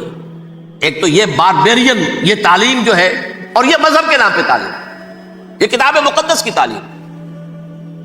نمبر 2، رومنز کے اندر جو ایک تمنا تھی ورلڈ ڈومینیشن کی، وہ عیسائیت کے اندر آ گئی. اس لیے کہ پوری رومن امپائر جو ہے عیسائی ہو گئی، اسے وراثت کے اندر ورلڈ ڈومینیشن کی جو ایک تمنا تھی وہ مل گئی. اور پھر یہ کہ انہوں نے جو توہمات تھے یونانیوں کے، ان کو بھی اپنے ہاں مختلف شکلوں کے اندر جمع کر لیا. ان تین چیزوں کا the combination produced the most fiercely persecuting religion that the world has yet known. اس کے نتیجے میں دنیا میں تاریخ انسانیت کے اندر جو بدترین خوخار ترین مذہب ہو سکتا ہے وہ شکل عیسائیت نے اختیار کی. اور اس کا مظہر عتم کیا تھا؟ نوٹ کیجیے، صلیبی جنگیں. ایک بات ٹائم ٹیبل کے اعتبار سے نوٹ کر لیجیے گا. فرسٹ ملینیم ختم ہوا، سیکنڈ شروع ہوا. ان کے 1000 سال ختم ہوئے تو 11ویں صدی میں سیکنڈ ملینیم شروع ہوا، تو پہلی صلیبی جنگیں ہوئی. لاکھوں مسلمان قتل کیے. صرف یروشلم کے اندر اتنا خون بہایا ہے کہ خود ان کے ہسٹورینز لکھتے ہیں کہ جب ان صلیبیوں نے جب گھوڑوں کے ساتھ وہ چل رہے تھے گلیوں میں، تو ان کے گھوڑوں کے گھٹنوں تک خون کی ندی بہ رہی تھی. جہاں سے گزرے ختم کرتے چلے گئے، آبادیاں کی آبادیاں ختم. اگرچہ اس کروسیڈ میں گیہوں کے ساتھ گھن بھی پسا، یہودی بھی بہت مارے گئے. یہ فرانس سے، جرمنی سے جب یہ کروسیڈرز آ رہے تھے، 3000 میل کا سفر طے کر کے آئے تھے. سوچئے تو صحیح، اربن ثانی پوپ جو تھا، آگ لگا دی تھی اس نے پورے یورپ کے اندر. شرم سے ڈوب مرو، تمہارے مقدس علاقے مسلمانوں کے ہاتھ میں. انفیڈلز، یہ کافر، یہ مرتد، یہ ملحد. مسیح جہاں پیدا ہوا، مسیح کو جہاں سولی دی گئی، وہ کہاں ہے؟ ان کے ہاتھ میں وہ آگ لگائی ہے، 3000 میل کا فاصلہ طے کر کے یہ دو قومیں آئی ہیں، اور جو تباہی مچائی ہے تاریخ انسانی میں ایسی بربریت کی کوئی مثال. اور یہ ان کے اپنے ہسٹورینز لکھتے ہیں شکل کے بارے، ایسے محسوس ہوتا ہے جیسے ان کی گردنیں جھکی جا رہی ہوں لکھتے. اب آگے چلیے، یہ جو بغاوت ہوئی پوپ کے خلاف، اس میں نوٹ کیجئے تاریخی اعتبار سے سب سے پہلے بغاوت کرنے والا ملک انگلستان تھا. اس نے اپنا چرچ علیحدہ بنایا، چرچ آف انگلینڈ، پوپ سے رشتہ منقطع. The first Protestant kingdom in Europe was England. اسی سے رشتہ جوڑی west, white Anglo Saxon Protestants. ان میں اولیت کا شرف کسے حاصل ہے؟ برطانیہ شریف کو. یہاں پر انہوں نے اب ایک بہت بڑا جو کارنامہ کیا، پوپ کی گرفت کم ہوئی یورپ پر سے، پروٹیسٹنٹ مذہب کا فروغ ہوا، تو انہوں نے سود کی اجازت حاصل کر لی. جب تک پوپ کی حکومت تھی سود حرام تھا، نو ٹرانزیکشن، نہ انٹرسٹ نہ یوزری، کچھ بھی نہیں. پروٹیسٹنٹس کے ذریعے سے سود کی اجازت حاصل کر لی. اس کے بعد بڑے بڑے بینک بنا کر بیٹھ گئے، house of Rothschilds, house of goldsmiths. یہ عمران خان صاحب کے جو خسر جو تھے گولڈ سمتھ، یہ بینکرز، بڑی بڑی فیملیز. ان لوگوں نے کیا کیا؟ اب ریشہ دوانیاں. یورپ میں مختلف ملکوں کے درمیان جنگیں کروائیں سازشوں کے ذریعے سے. وہی کلما اوقدوا نارا للحرب، جنگ کے لیے آگ بھڑکا دینا تو ان کا پرانا مشغلہ تھا. جنگیں کرواتے تھے، پھر فرانس کے بادشاہ کو بھی قرض چاہیے اسلحہ کے لیے، انگلستان کے بادشاہ کو بھی قرض چاہیے. ہاؤس آف راس چائلڈ کا ایک نمائندہ وہاں بیٹھا ہے، یہاں بیٹھا ہے، اور منہ مانگے شرح پر سود کے اوپر قرض دے رہے ہیں. ان کو سب کو جو ہے ان کے سارے مالی وسائل کھینچ لیے، دولت پر قبضہ کر کے بیٹھ گئے، اور اس کا نتیجہ یہ نکلا چند 100 سالوں کے اندر کہ فرنگ کی رگے جاں پنجے یہود میں. اس سودی نظام کے ذریعے سے دولت پر ان کا قبضہ. علامہ اقبال 1905 سے 1908 تک رہے تھے نا، لیکن یہ کہ ان کی نگاہ تھی ایسی، گاہ میری نگاہ تیز چیر گئی دل وجود، گاہ الجھ کے رہ گئی میرے توہمات میں. اور انہوں نے دیکھا ہے کہ فرنگ کی رگے جہاں پنجے یہود میں ہے. ابھی ہٹلر کا تو وجود بھی نہیں تھا، بعد میں ہٹلر کو محسوس ہو گیا نا واقعتاً ہمارا اصل دشمن یہ یہودی ہے جو یہاں پر بیٹھا ہوا، جو ہمارا خون چوس رہا ہے. آخر یوں ہی تو نہیں، دماغ اس کا ایسے تو خراب نہیں ہو گیا تھا. یہ قتل عام، یہ ہولوکاسٹ کس لیے؟ اس نے پہچان لیا تھا، اس لیے کہ وہ ویسٹ نہیں تھا، وائٹ اینگلو سیکسن پروٹیسٹنٹس. اصل جادو جو چلا وہ ان پر چلا، اور برطانیہ ان کا سب سے بڑا جو ہے وہ پشت پناہ، مددگار، حامی. اس کے ساتھ ساتھ انہوں نے کوشش کی، یہ ترک خلفاء بیچارے، مرد بیمار تو بن ہی چکا تھا یورپ کے اندر، زوال سے دوچار ہو چکی تھی ترکی خلافت. انہوں نے بھی محل بنائے تھے. آج تجھ کو بتاتا ہوں تقدیر امم کیا ہے، شمشیر و ثنا اول، طاؤس و رباب آخر. بڑے بڑے قرضے لے کر محل بنے تھے یہ، جو آج جا کر آپ استنبول میں دیکھ لیجئے، قرضوں کے اندر بندھے ہوئے. لیکن یہ کہ کم سے کم یہ ضرور کیا کہ بڑی سے بڑی رشوت انہیں یہودیوں نے پیش کی کہ کسی طرح ہمیں فلسطین میں آباد ہونے کی اجازت دے دو. لیکن this goes to their credit, انہوں نے کہا نہیں، یہ معاہدہ جو عمر نے کیا تھا رضی اللہ تعالی عنہ، اس کو میں نہیں بدل سکتا. تم جاؤ، جا کے زیارت کرو، آ جاؤ، تم وہاں آباد نہیں ہو سکتے، کیونکہ ترکی کے زیر نگی تھا نا علاقہ. سلطنت عثمانیہ میں شامل تھا پورا ویسٹ ایشیا، پورا ایسٹ یورپ، پورا شمالی افریقہ، 3 بر اعظموں پر پھیلی ہوئی تھی سلطنت عثمانیہ اور خلافت عثمانیہ. 400 برس تک خلافت ان کے ہاں رہی ہے. انہوں نے نہیں مانا. نتیجہ کیا نکلا؟ انہوں نے اس خلافت کے نظام کو ختم کرنے کے لیے سازش شروع کی. اس سازش کا نتیجہ تھا، اس کو دیکھ کر بھانپ کر ہندوستان میں تحریک خلافت چلی ہے. بولی اماں محمد علی کی جان بیٹا خلافت پر دے دو. ساتھ ہوں تیرے شوکت علی بھی، جان بیٹا خلافت پہ دے دو. تحریک چلی، ابھی ختم نہیں ہوئی تھی خلافت، لیکن نظر آ گیا تھا. بڑا پیارا واقعہ ایک صاحب نے سنایا ہے کہ جب شیخ الہند جو ہیں اسیر تھے مالٹا کے، یہ 1915 سے 1920 تک رہے، تو وہاں جو تھا مالٹا کا جو کیمپ تھا جس میں کہ یہ اسیر تھے، اس کا کمانڈانٹ جو تھا انگریز، انہوں نے دیکھ لیا تھا یہ بہت فرشتہ خصلت انسان ہے، نورانی شکل ہے، تو وہ اچھا میل ملاپ تھا. ایک روز کہا حضرت شیخ الہند نے کہ آپ لوگ ہماری خلافت کے پیچھے کیوں پڑے ہوئے ہیں؟ وہ تو ایک مردہ شے ہے، اس میں کوئی جان تو ہے نہیں، کوئی طاقت نہیں ہے، پھر بھی آپ ہماری ایک نشانی ہے، اسے کیوں آپ جو ہے برباد کرنے پر تلے ہوئے؟ اس نے کہا اتنے بھولے نہ بنیے حضرت، ہمیں معلوم ہے اس نیم مردہ خلافت میں بھی طاقت اتنی ہے کہ اگر جہاد کا فتویٰ اس نے دے دیا تو انڈونیشیا سے موریتانیہ تک مسلمان کفن سر سے باندھ کے نکل آئے گا، یہ ہمیں معلوم. لہذا ہم نے ختم کرنا ہی کرنا. اور ختم کس سے کرایا؟ ایک فری میسن مصطفیٰ کمال پاشا.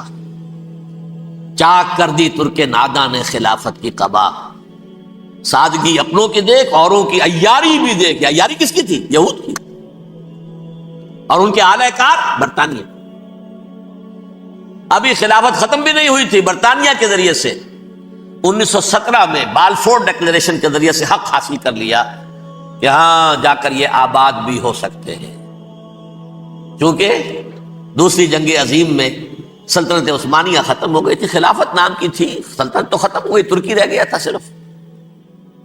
اور جنرل ایلن بی کی فوجیں داخل ہو چکی تھی یروشلم میں.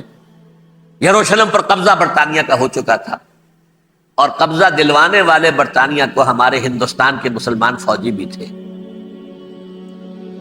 اربوں نے بغاوت کی ترکوں کے خلاف، اور انگریزوں کی فوج میں ہمارے ہندوستان کے مسلمان سپاہی بھی تھے. بہرحال اب چونکہ ان کے پاس آ گیا، برطانیہ نے اعلان کر دیا، بالفور ان کا وزیر خارجہ، Jews have a right to settle in Palestine، وہ جائیں آباد ہو سکتے. یہ 1917 کا اعلان ہے. اس کے بعد جو کچھ انہوں نے طریقے برتے ہیں، اس میں دھن دھوس دھاندلی دھوکہ ہر چیز. مثلا دھن گئے جناب یہ آپ مکان بیچیں گے، اچھا جی لے لیجئے، آپ کیا مانگتے ہیں؟ 10 لاکھ، میں 11 لاکھ دیتا ہوں لیکن کل ہی نکل جائیں. پیسے کی کمی تھی نہیں، پورا یورپ کا سرمایہ ان کے پاس، بینکرز کے پاس. زائنسٹ موومنٹ اصل میں بینکرز کی موومنٹ تھی. 1897 میں جمع ہو کر انہوں نے جو پروٹوکول بنائے تھے وہ کون تھے؟ سب کے سب بینکرز تھے. دولت کی کمی نہیں تھی. تم 10 کی بجائے 11 لو، نکل جاؤ. یہ کھیت بیچتے ہو کتنے کا؟ بھائی 12 کا، ہم 13 دیتے ہیں بھائی، جلدی سے نکل جاؤ. یہ بھی کیا، دھن کے ذریعے سے ڈسپلیس کیا، جہاں زور چلا نکال دیا. اور اس کے بعد پھر جب سن 48 میں اسرائیلی ریاست قائم ہو گئی، اب اسرائیلی جو ہے عدالتوں میں استغاثے دائر کرنے شروع، یہ فلاں مکان میرے پرانے پکڑ دادا سکڑ دادا کا تھا 2000 سال پہلے، جس کے اوپر یہ قبضہ کر کے بیٹھے ہوئے، یہ میرے پاس دستاویزات ہیں. اچھا ٹھیک ہے آپ نکل جائیں، یہ مکان ان کا ہے. اس طریقے سے انہوں نے بے دخل کیا فلسطینیوں کو، اور خود وہاں پر قدم جما کر مضبوطی سے بیٹھے. یہ ہے کہ جو مغربی اقوام نے کیا ہے. اس میں سیکنڈ جو ہے رول پلے کیا ہے امریکہ نے. ویسٹ جو ہے اس کا نمبر 2 امریکہ تھا، اب نمبر 1 امریکہ ہے. اب برطانیہ کی کوئی حیثیت ہی اب نہیں ہے، لیکن سب سے بڑا وکیل جو ہے وہ وہی ہے اب بھی. لیکن ظاہر بات ہے کہ west white Anglo Saxon Protestants کا امام اس وقت جو ہے وہ برطانیہ، یو ایس اے. 1948 میں یہ قائم ہوا، اور یہاں پہ نوٹ کیجئے پاکستان 47 میں قائم ہوا، اور تقریباً 9 مہینے ہیں درمیان میں. اگست 47 اور مئی یا جون 48. اس کا کیا مطلب ہے یہ میں بعد میں بتاؤں گا. پہلی جنگ ہوئی 48 میں، عربوں نے بغاوت کی اور عرب جیت رہے تھے. اچانک پتہ نہیں کیوں عربوں نے جنگ بند کر دی. یہ بالکل یوں سمجھیے کہ پیرلل واقعات تھے. کشمیر میں ہم جیت رہے تھے، بھاگ کر نہرو پہنچ گیا یونائٹڈ نیشنز کے اندر، جنگ بند ہو گئی، ختم ہوا ایسے۔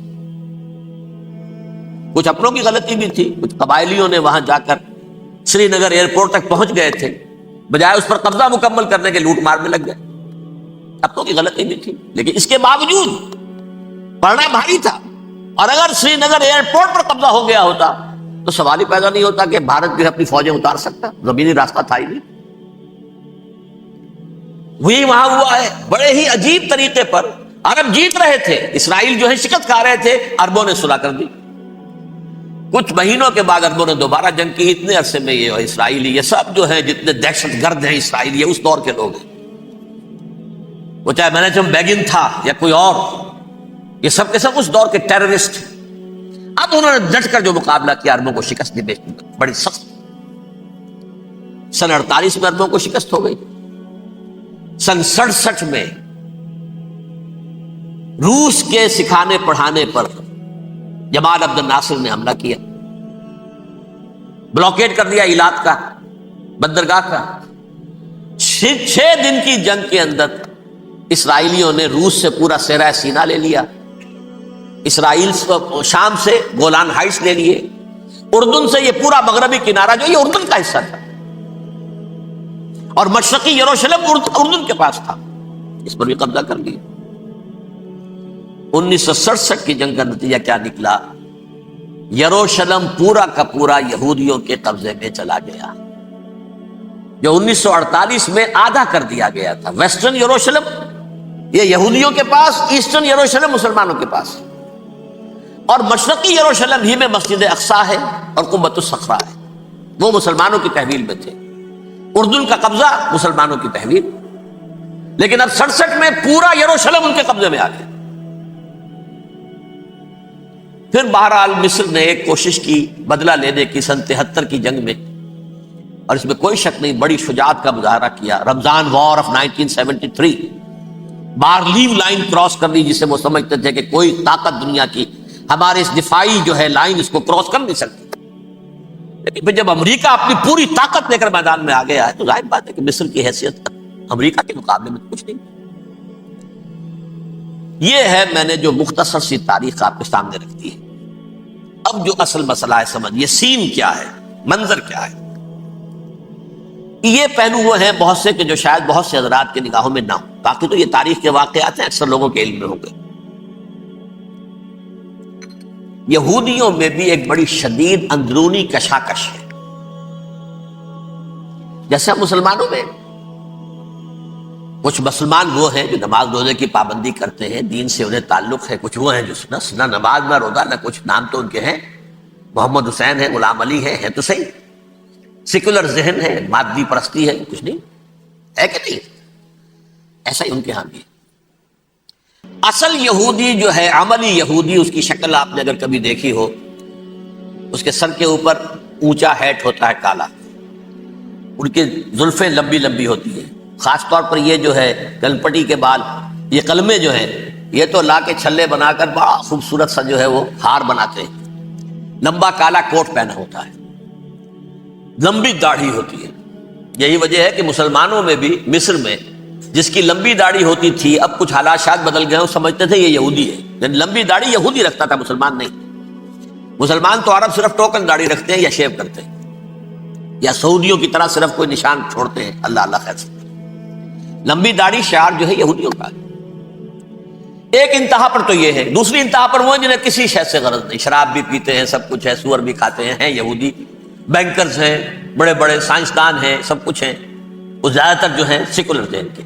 کچھ بیچ بیچ میں بھی ہے، جیسے یہ ایریل شیرون ہے، ویسے شیوڈ ہے، داڑھی تو نہیں ہے اس کے، لیکن سر پہ وہ ضرور وہ جو ہے اس کی جو ٹوپی سی آپ کو رکھی نظر آ جائے گی۔ یہ ہے درمیانی یہودی ہونے کا نشان، کہ ایک شعار انہوں نے اپنا جو ہے برقرار رکھا ہوا، وہ ایک ٹوپی چپکی ہوئی سے ہوتی ہے، وہ ٹوپی کیا ہوتی ہے پتہ نہیں، کیسے چکی رہتی ہے مجھے نہیں معلوم۔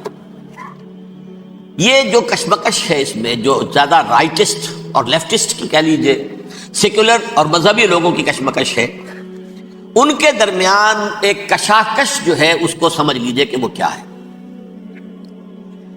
ایک چیز تو ان دونوں کے درمیان قدر مشترک ہے، پوری دنیا کی مالیات پر ہم تسلط کریں گے، قبضہ کریں گے، ڈومینیٹ کریں گے. لوگوں کو ہم بنا کر رکھ دیں گے حیوان. ملٹی نیشنل کمپنیاں ہوں گی، انہی کا راج ہوگا، انہی کی حکومتیں ہوں گی، انڈسٹری انہی کے ہاتھ میں ہوگی. لوگ یا مزدوروں کی حیثیت سے کام کریں گے یا تھوڑے سے مینیجرز ان میں سے بھی ہم لے کر کچھ تنخواہیں ان کو بھی دے دیں گے. باقی سود کے ذریعے سے ملائی ہم کھینچتے رہیں گے، مکھن ہمارے پاس آتا رہے گا. ورلڈ ڈومینیشن، اکنامک ڈومینیشن، یہ تو دونوں کے نزدیک متفق ہے. سیکولر بھی چاہتے ہیں اور جو مذہبی یہودی وہ بھی چاہتے ہیں. اس کے بعد ایک اختلاف ہے. مذہبی یہودی یہ کہتا ہے ہمیں گریٹر اسرائیل بنانا ہے، اور گریٹر اسرائیل وہ سارے علاقے ہیں جو ان کی تاریخ میں اسرائیل سلطنت کا حصہ رہے. حضرت یوسف کے زمانے میں یہودی جا کر آباد ہوئے مصر میں. جو ڈیلٹا کا علاقہ ہے، زرخیز ترین علاقہ جو ہے، جوشن کا علاقہ، وہ کہتے ہیں وہ ہمارا ہے، کئی سو برس ہمارے ہیں. صحرائے سینا ہمارا ہے، اس میں کوہ طور ہے جس پہ حضرت موسیٰ کا ہم کلام ہوئے اللہ سے، تورات ملی. اس میں 40 برس تک ہم بھٹکتے پھرے ہیں. صحرائے تی ہے یہ، یتیہون فی الارض 40 سنہ. پھر فلسطین تو خیر ہماری جدی پشتی جائیداد ہے، جاگیر ہے. پھر یہ عرب جو ہے یہ بھی مدینے تک ہمارا ہے، مدینے سمیت. ہمارے قبیلے وہاں تھے جہاں سے نکالا مسلمانوں نے. پورا عراق ہمارا ہے، پورا شام ہمارا ہے، اور ترکی کا بھی ایک علاقہ ہے ابتدائی مشرقی جنوبی، وہ بھی ہمارا ہے. یہ ہے گریٹر اسرائیل کا نقشہ، یہ ہم نے بنانا ہے. جبکہ جو سیکولر ذہن کے لوگ کہتے ہیں کیا کرو گے اس کو بنا کے، اس میں جو عرب ہیں وہ تم سے لڑتے رہیں گے، تم انہیں مارو گے وہ تمہیں ماریں گے.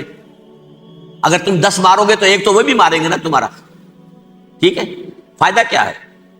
اس کی بجائے ہم یہ کرتے ہیں کہ عرب اور اسرائیل مل کر، کزنز ہیں نا آپس میں. آپ کو معلوم ہے بل کلنٹن نے یہ الفاظ کہے تھے جب اسحاق ریبن سے معانقہ کرایا تھا شاہ حسین مرحوم کا، تو کیا کہا؟ You are cousins. حضرت ابراہیم کے 2 بیٹوں سے نسل ہے نا، حضرت اسماعیل سے عرب ہے، وہ دور ہے، اور حضرت اسحاق سے یہ بنی اسرائیل ہے، کزنز ہے. You are cousins. تو ہم کزنز مل کر ایک اکنامک یونٹ بناتے ہیں.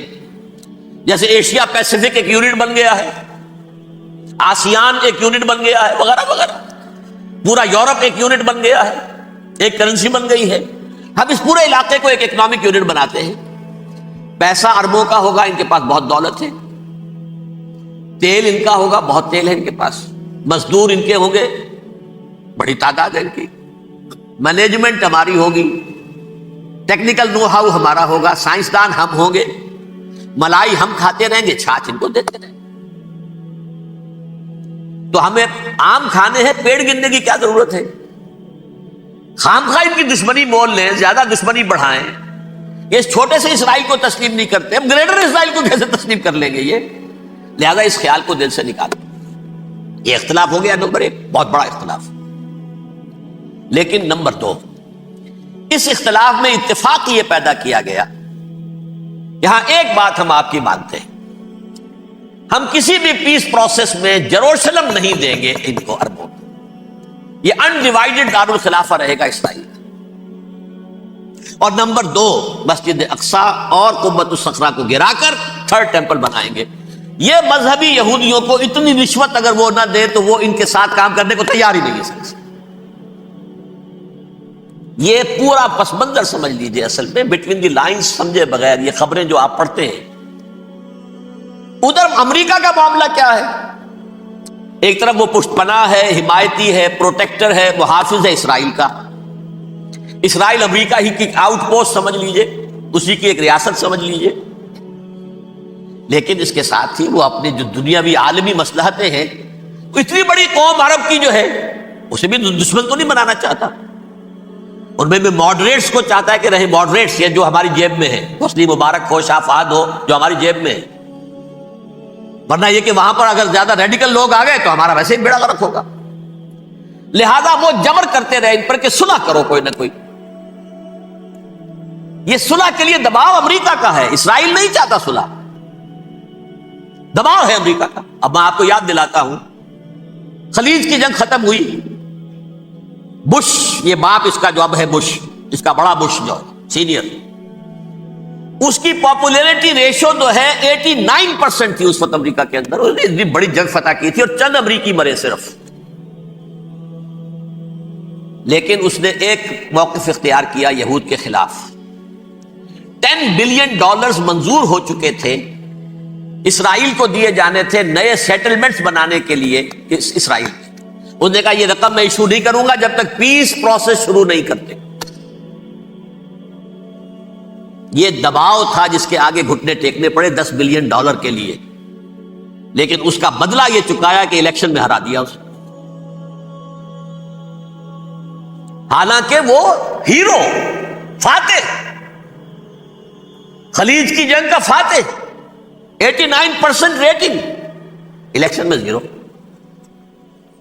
دباؤ تھا. اسی طرح بل کلنٹن کا دباؤ رہا، کسی طرح صلح کرو، کسی طرح صلح کرو، کسی طرح صلح کرو. اور اس معاملے میں میں یہ تسلیم کرتا ہوں، اس معاملے میں اس نے واقعتاً ایڑی چوٹی کا دور لگایا. اور یہ بھی تسلیم کرتا ہوں کہ اس کے دباؤ میں آ کر ایہود باراک جہاں تک چلا گیا تھا، اب کوئی نہیں جا سکتا. وہ آفر نہیں دے مل سکتی اب دوبارہ فلسطینیوں کو. یہ بھی میں بھول گیا آپ کو بتانا. یہ جب پروسیس شروع ہوا ہے جس کا نام تھا لینڈ فار پیس، اصول کیا دیا تھا امریکہ نے کہ دیکھو اسرائیلیوں، یہودیوں، تم نے سن 67 میں جو زمینیں ان سے چھینی تھی، جو علاقے، یہ ان کو واپس کر دو اور ان سے صلح کر لو، یہ سب تمہیں ریکگنائز کر لیں گے، جنگ ختم ہو جائے گی. صحرائے سینا دے دو، مصر تم سے صلح کر لے گا. وہ ہو گیا، انور سادات نے صلح کر لی، ریکگنائز کر لیا، صحرائے سینا واپس آ گیا. عربوں نے اسے اپنی فولڈ سے نکال دیا، عرب لیگ سے نکال دیا. شام بھی تیار رہا ہے لیکن پورا گولان ہائٹ مانگتا ہے. وہ ابھی جو پچھلے دنوں کلنٹن کے آخری دور میں گفتگو ہوئی تھی، اس نے کہا جتنا تم نے ہم سے علاقہ چھینا تھا سارا واپس کرو تو ہم کر لیں گے ریکگنائز. اس میں سے کچھ ایسا اسٹریٹجک امپورٹنس کا علاقہ ہے وہ یہودی کسی طور پر دینے کو تیار نہیں، لہذا صلح نہیں ہو سکی. شرق اردن سے جو علاقہ لیا تھا وہ ٹھیک ہے، وہ رکھو، اس کے اندر فلسطینی ریاست بنا دو.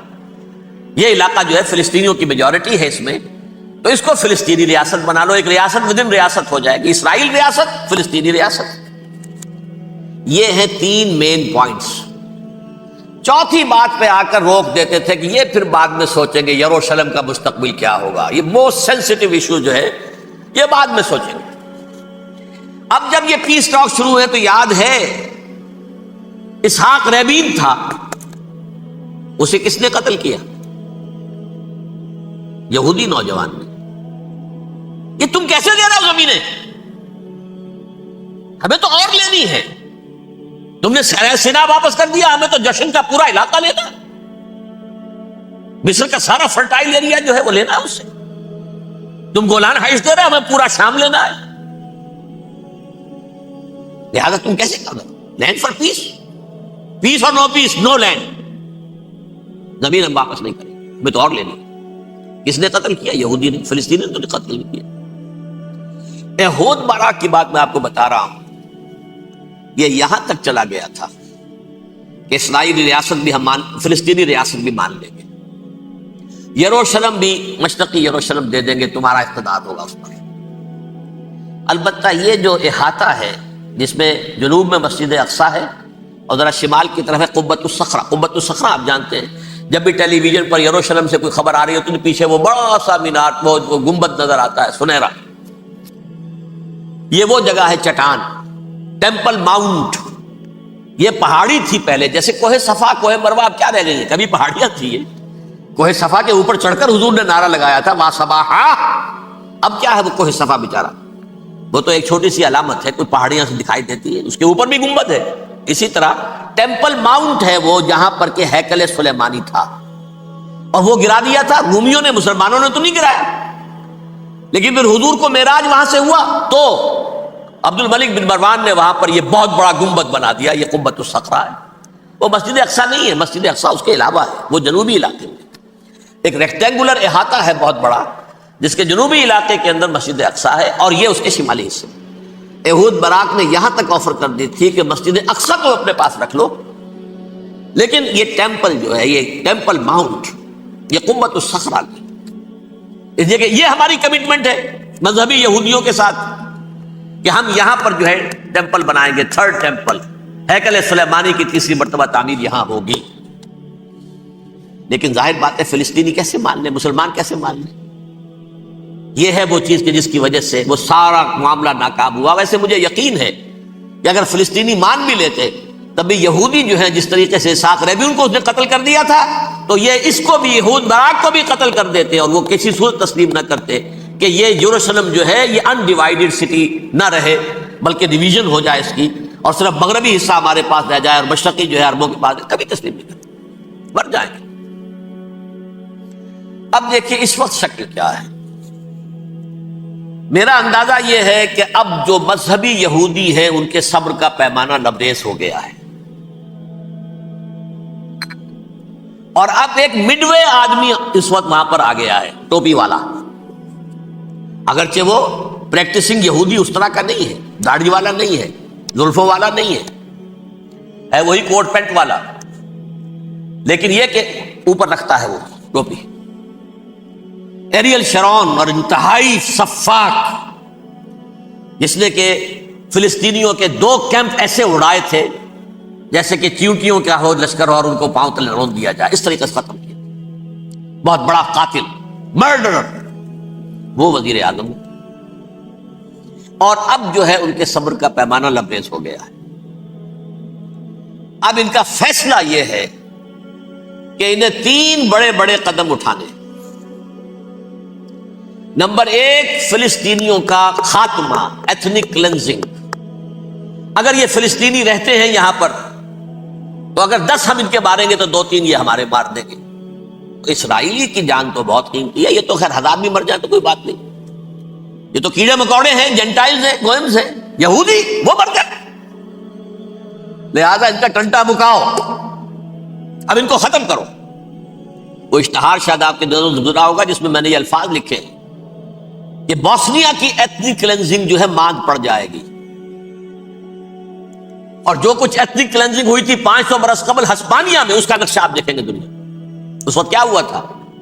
عربوں کو، مسلمانوں کو یا جلا دو، قتل کر دو، یا جہازوں میں ان کو ڈمپ کر ہوئے اور لے جا کر شمالی افریقہ کے ساحل کے اوپر اتار دو اور ڈمپ کر دو۔ ایک بچہ بھی نہیں رہنے دیا تھا ہسپانیہ میں۔ 1492 میں سقوط غرناطہ ہوا ہے، اور اس کے بعد 10 سال کے اندر اندر ایک ایک بچہ مسلمانوں کا ختم کر دیا۔ یہ ہے فیصلہ ان کا۔ اب بہت بڑا قدم وہ اٹھانے پر مجبور ہے۔ کب تک آپ رہیں گے؟ ہمارے لوگ مارتے ہیں، 16 نوجوان ہمارے مار دیے۔ آج گھر تھا، اس میں ایک چلا گیا فلسطینی، بم اپنے جسم سے باندھ کر وہاں اڑا دیا، خود بھی اڑ گیا، 16 ان کے نوجوان اڑ گئے۔ لہذا یہ چیز ان کے لیے ناقابل برداشت ہے، ان کے صبر کا پیمانہ اب لبریز ہوگا۔ نمبر 2، انہیں بہرحال اب یہ کرنا ہے کہ مسجد اقصی کو گرائیں، قبۃ الصخرہ کو گرائیں اور ٹیمپل بنائیں۔ یہ انتفاضہ جو اب شروع ہوا 1 سال پہلے سے، یہ شیرون نے دورہ کیا تھا، مسجد اقصی میں گیا تھا، اور اس نے 3rd ٹیمپل کی تعمیر کے لیے ایک پتھر جو ہے، بنیاد کا پتھر رکھنے کا ارادہ ظاہر کیا تھا، جس پر فلسطینی نوجوان اٹھے، وہ اینٹیں لے کر، روڑے لے کر، اور اس وقت سے یہ سلسلہ چل رہا ہے۔ کتنے مارے جا چکے فلسطینی، لیکن کچھ نہ کچھ یہودی بھی مرے، اسرائیلی بھی مرے، اور جیسا کہ میں نے عرض کیا اب ان کے صبر کا پیمانہ لبریز ہو گیا۔ انف از انف۔ اب ہم اس معاملے کو ایک دفعہ جو ہے فائنلی ختم کر دیں اور اب بنائیں گے۔ لہذا اب جو ہے کئی ٹن وزن کے وہ جو پتھر تیار ہو کر آگے رکھ دیے گئے ہیں کہ یہاں یہ بنیاد پڑنی ہے، اس کے اندر یہ پتھر لگے۔ بلکہ ایک لطیفہ بھی مجھے یاد آیا ہے، یہ کوئی 30 سال پرانی بات ہے۔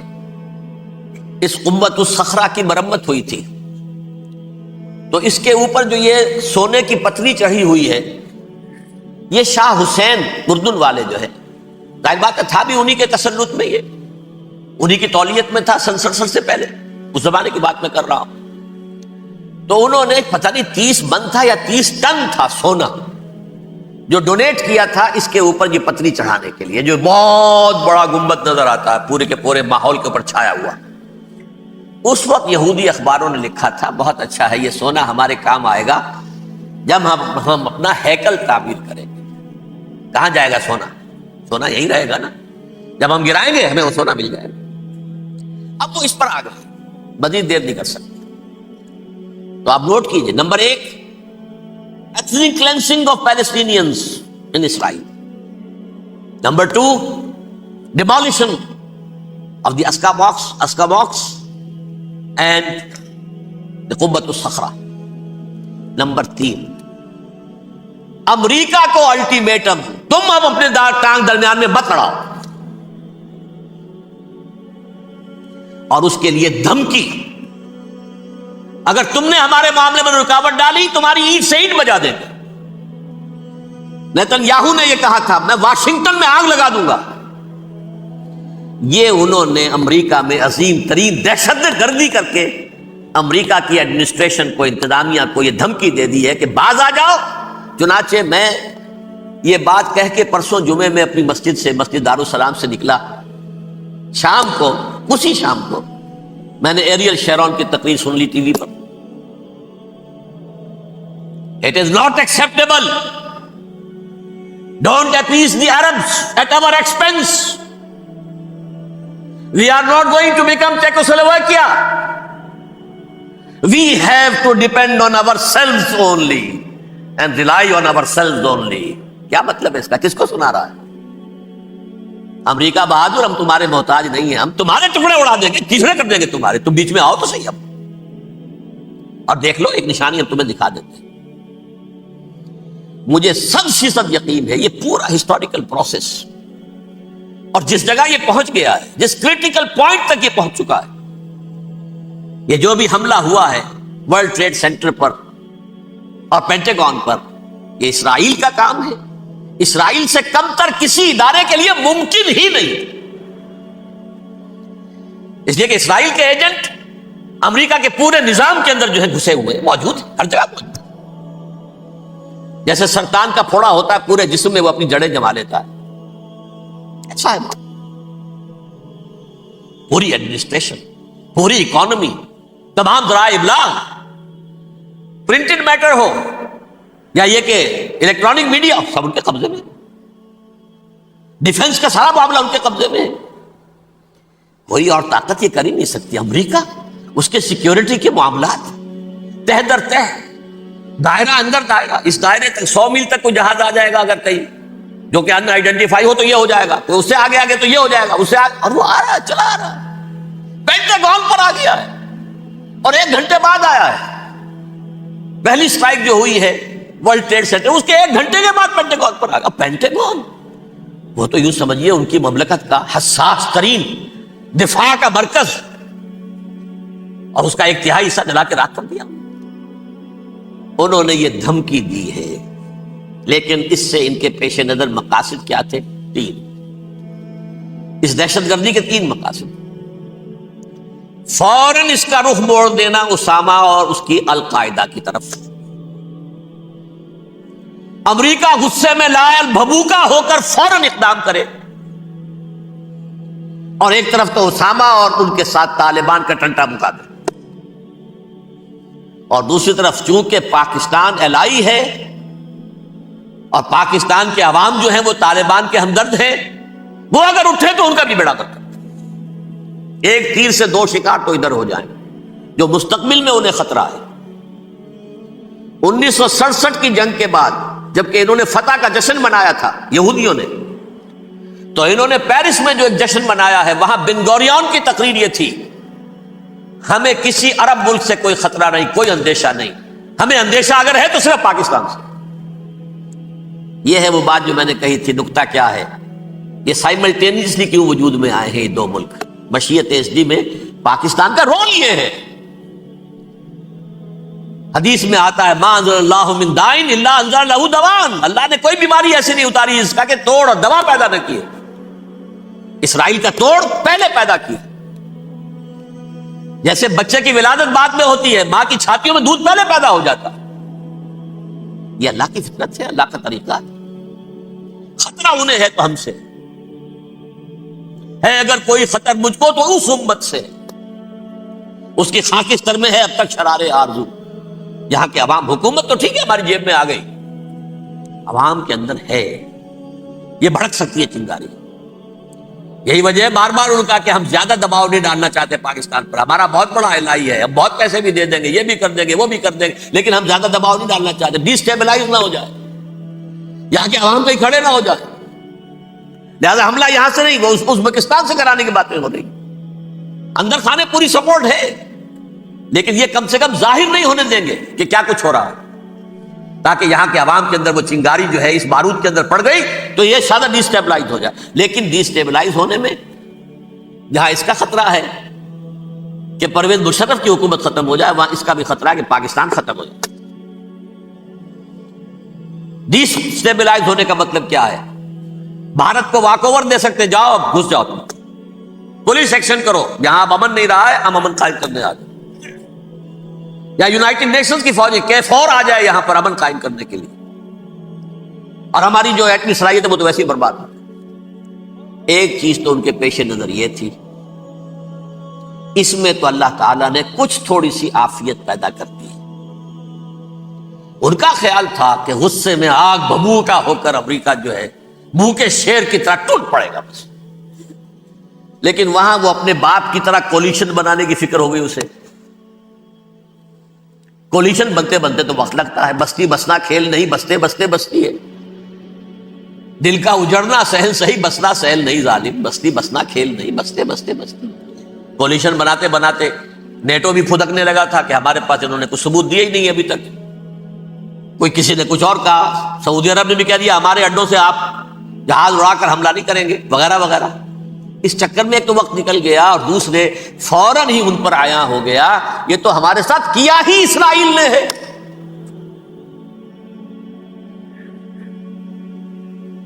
لیکن یہ بات لیک نہیں کرنا چاہتے. میں نے خود سنا اور بھی بہت لوگوں سے کہا کہ یہ باقاعدہ اسٹیٹ ڈپارٹمنٹ کی طرف سے ٹی وی پر، CNN پر، BBC پر یہ اعلان آیا کہ یہ جو انویسٹیگیشنز ہو رہی ہیں اس حادثے کی تحقیقات کی، اس کی معلومات لیک کیوں ہو رہی ہیں؟ لیک نہیں ہونی چاہیے. کیوں؟ اسامہ کے خلاف اگر کوئی ثبوت ہے لیک ہو جائے 1000 مرتبہ، کسی کو کوئی نقصان ہے؟ یہ کون سا تھا، کون سا لیکیج ہے جسے روکنا مقصود ہے؟ وہ تو ہمارا متمنا ہے، ہمارا بیٹا ہے، وہ کر رہا ہے. اس گھر کو آگ لگ گئی گھر کے چراغ سے. But they have given a message to the United States of America, ہمارے راستے میں اب مت آنا، ہم پر دباؤ نہ ڈالنا. Don't appease the Arabs at our expense. یہ الفاظ ہیں شیرون کے. ان کی خوشامد، ان کو خوش کرنا، ان کو پسند کرنا، ان کو راضی کرنا ہماری کوشش پر. جیسے سلوواکیہ کے اوپر قبضہ جو ہے جرمنی کا ہٹلر کا تسلیم کر کے تم نے اس کو بڑھاوا دے دیا تھا اس وقت، ایسے ہی تم چاہتے ہو ہمیں بھی سلوواکیہ بنا دینا، ہم نہیں بنیں گے. یہ ہے اصل میں صورتحال. جیسا کہ میں نے عرض کیا، افغانستان پر اب یہ جیسے کھسیانی بلی ہوتی ہے کھمبا نوشتی، کریں گے تو صحیح حملہ. یہ جگہ اتنی تیاری پوری دنیا کے اندر کر کے کچھ نہ کچھ تو کریں گے، کچھ نہ کچھ تو کارکردگی دکھائیں گے. اصل میں وہ زور شور اب ان میں نہیں ہے افغانستان کے بارے میں، بلکہ تاریخ میں ایک مرتبہ پھر وہی بات ہو گئی ہے. کلما اوقدوا نارا للحرب اطفاها اللہ. اللہ تعالیٰ نے کم سے کم اس کی تندی کو کم کر دیا، اس آگ کی بھڑک اور تندی جو ہے وہ انشاءاللہ کم ہو جائے. البتہ افغانستان میں کیا ہوگا یہ میں نہیں کہہ سکتا. ان ادری قریب بعید ما توعدون، جیسے کہ قرآن مجید میں حضور سے کہلوایا گیا، میں یہ نہیں جانتا جس چیز کا وعدہ تم سے کیا جا رہا ہے وہ قریب ہے یا دور ہے، میں نہیں جانتا. وَإِنْ أَدْرِي لَعَلَّهُ فِتْنَةٌ لَكُمْ وَمَتَاعٌ إِلَىٰ حِينٍ. میں نہیں جانتا، ہو سکتا ہے ابھی اللہ تعالیٰ تمہیں کوئی مہلت دے اور کچھ وقت کے لیے تمہاری رسی دراز کر دے اور ابھی عذاب کو ٹال دے. جب حضور سے یہ کہلوایا جا رہا ہے ان ادری، یہاں تک بھی کہلوا دیا گیا وَمَا أَدْرِي مَا يُفْعَلُ بِي وَمَا بِكُمْ. مجھے نہیں معلوم میرے ساتھ کیا کیا جائے گا، تمہارے ساتھ کیا کیا جائے گا. تو بہرحال کون دعوے سے کہہ سکتا ہے کہ یہ ہوگا؟ تباہی بھی آ سکتی ہے، کوئی بڑا سیٹ بیک بھی آ سکتا ہے، اپس اینڈ ڈاؤنز ہوتے ہیں. احیاء اسلام کا پروسیس چل رہا ہے، لیکن احیاء پروسیس میں حضور کے زمانے میں بھی غزوہ بدر میں ایک دفعہ گراف جو ہے چلا گیا تھا آسمان پر، تو غزوہ احد میں وہ بہت نیچے بھی تو آ گیا تھا نا. مسلمانوں کے حوصلے پست بھی ہو گئے تھے نا. وَلَا تَهِنُوا وَلَا تَحْزَنُوا وَأَنْتُمُ الْأَعْلَوْنَ إِن كُنتُم مُؤْمِنِينَ. یہ تشفی دینی پڑی تھی نا، گھبراؤ نہیں، ڈرو نہیں. ان یمسسکم قرح فقد مس القوم قرح مثلہ، اگر تمہیں کوئی چرکا لگا ہے تو تمہارے دشمنوں کو اس سے بڑا چرکا لگ چکا 1 سال پہلے. انہوں تو ہمت نہیں چھوڑی، 1 سال کے بعد دوبارہ ہو گئے حملہ آور تم پر، تم کیوں دل چھوڑتے ہو؟ تو کوئی سیٹ بیک آ سکتا ہے، اور یہ بھی ہو سکتا ہے، اور اللہ کرے کہ ہو جائے، کوئی واقعہ فیل بھی پیدا ہو سکتا ہے دوبارہ. اللہ تعالیٰ چڑیوں کے ذریعے سے اور ان کی چونچوں اور ان کے پنجوں کی کنکریوں کے ذریعے سے ہاتھی والوں کو برباد کر سکتا ہے. الم تر کیف فعل ربک باصحاب الفیل الم یجعل کیدہم فی تضلیل وارسل علیہم طیرا ابابیل ترمیہم بحجارۃ من سجیل فجعلہم کعصف مأکول. کھایا ہوا بھوسا جگالی کر کے جب نکلتا ہے جیسے ہوتے ہیں، ایسا پورا لشکر کر دیا گیا. اللہ تعالیٰ کر سکتا ہے، کوئی مشکل نہیں. وہ اعلیٰ کل شیء قدیر، اسے ہر شے کی قدرت حاصل ہے. لیکن اصل بات جو ہے میں آپ کو بتانا چاہتا ہوں، یہ ہے سائیڈ ایشو. اصل ایشو ہے فلسطین کا جو شروع ہونے والا ہے. بھٹی دہکے گی وہاں. ظاہر بات ہے کہ اگر کوئی بہت بڑا اقدام ہو جاتا ہے فلسطینیوں کے خلاف، اور اگر واقعتاً مسجد اقصیٰ اور مسجد قبۃ الصخرہ گرا دیے جاتے تو طوفان اٹھے گا عالم عرب میں. یہ حسنی مبارک ہو یا شاہ خالد ہو یا کوئی اور ہو، یہ نہیں روک سکتے اس طوفان کو. نوجوان خون اٹھے گا، غیرت اور جو بھی حمیت ہے. مسلمان ان پڑھ سے ان پڑھ اور بالکل بے دین، وہ بھی مسجد کی حرمت پر کٹ مرنے کو تیار ہو جاتا ہے. مسجد تو بنا دی شب بھر میں، ایمان کی حرارت والوں نے، من اپنا پرانا پاپی ہے، برسوں میں نماز ہی بننا سکتا. وہ چاہے کانپور کی مسجد سے مسلمانوں نے جانے دی ہے، چاہے وہ شہید گنج کی مسجد کی مسلمانوں نے جانے دی ہے، چاہے نماز نہ پڑھتے ہو. لیکن یہ جو حرمت اور یہ جو حمیت اور یہ غیرت ہے، اس سے جو طوفان اٹھے گا یہ ہوگا اس ملحمۃ العظما، اس کی طرف پیش رفت ہو رہی. کتاب الملاحم سے احادیث کے حوالے سے کہ جن جنگوں کا حوالہ دیا حضور نے، پیشن گوئی کی ہے، اس کا نقطہ آغاز تھا خلیج کی جنگ. صدام حسین نے اسے کہا تھا یہ مدر آف وارز ہے، ام المحارب، یہ ایک جنگ نہیں ہے. اس کا نقشہ بھی حدیث میں موجود تھا، پیشن گوئی موجود تھی، اس وقت بھی ہم نے شائع کی تھی. لیکن اس میں جو جنگ اب ہونے والی وہ الملحمۃ العظما. ملحمہ کسے کہتے ہیں؟ لحم گوشت کو کہتے ہیں، اور قصائی کی دکان کو عربی میں ملحم کہتے ہیں، جہاں گوشت کے ٹکڑے کیے جاتے ہیں. آج کل مشینوں سے ہوتے ہیں، اب جو ہے وہ ہاتھ سے چھریوں سے نہیں ہوتے، لیکن ٹکڑے ہو رہے ہوتے ہیں، جسموں کے چیتھڑے اڑ رہے ہوتے ہیں. ملحمہ، یہی لفظ استعمال کیا تھا حضرت سعد ابن عبادہ نے رضی اللہ تعالی عنہ یوم فتح بٹکا. ان کے دل میں تھا کہ اب ہم انتقام لیں گے ان عربوں سے، ان قریش سے. الیوم یوم الملحمہ، الیوم یوم الملحمہ، یہ کہتے ہوئے جا رہے تھے. ایک خاص کیفیت، آج ہے گوشت کے ٹکڑے اڑانے کا دن. حضور سے کہا کسی نے جا کر کے سعد تو یہ کہہ رہے ہیں الیوم یوم الملحمہ، الیوم یوم الملحمہ.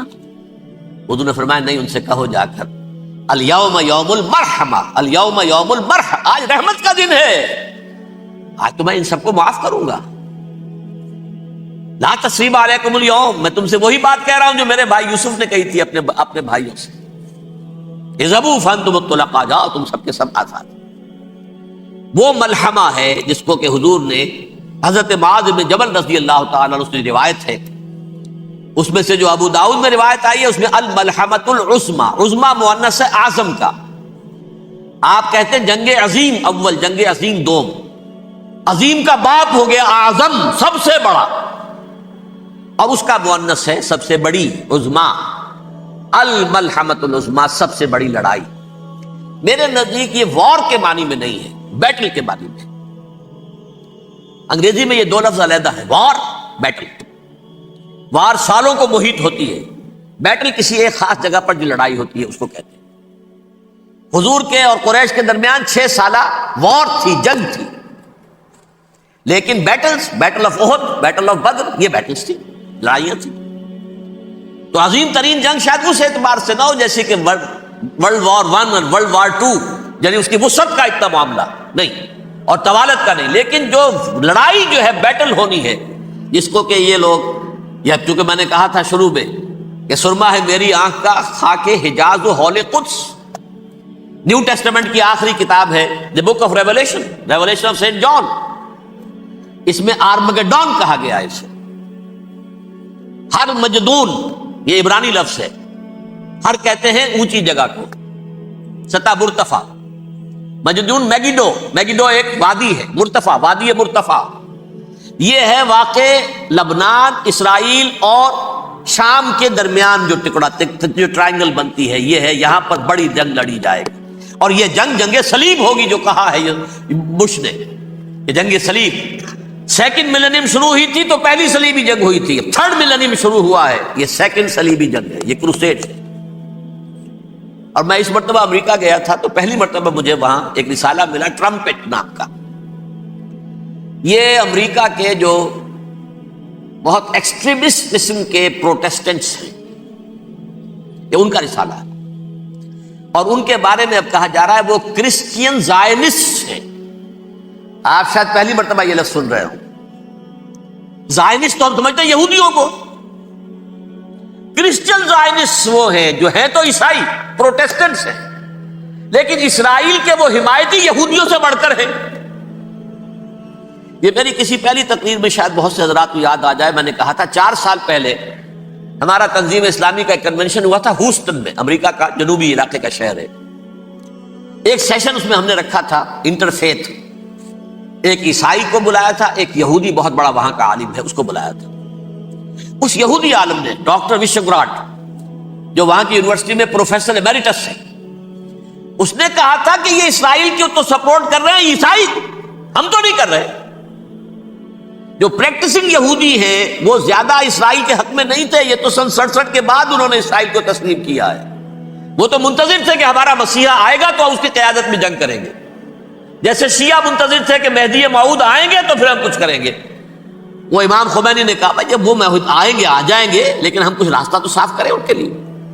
زائنسٹ نے آگے بڑھ کر ریاست قائم کر لی، اور جب یروشلم پر بھی پورا قبضہ کر لیا، تب جو ہے در حقیقت مذہبی یہودی جو ہے پھر انہوں نے اپنایا ہے، اون کیا ہے، اور نئے سیٹلمنٹس جو بھی بنے ہیں وہاں پر اسرائیل میں، اس میں اکثر و بیشتر مذہبی یہودی آیا، اور بروکلن کے علاقے سے سب سے بڑھ کر آئے ہیں، جو امریکہ میں نیو یارک کا ایک جنوبی علاقہ ہے، بہت بڑا یہودیوں کا بہت بڑا گڑھ ہے۔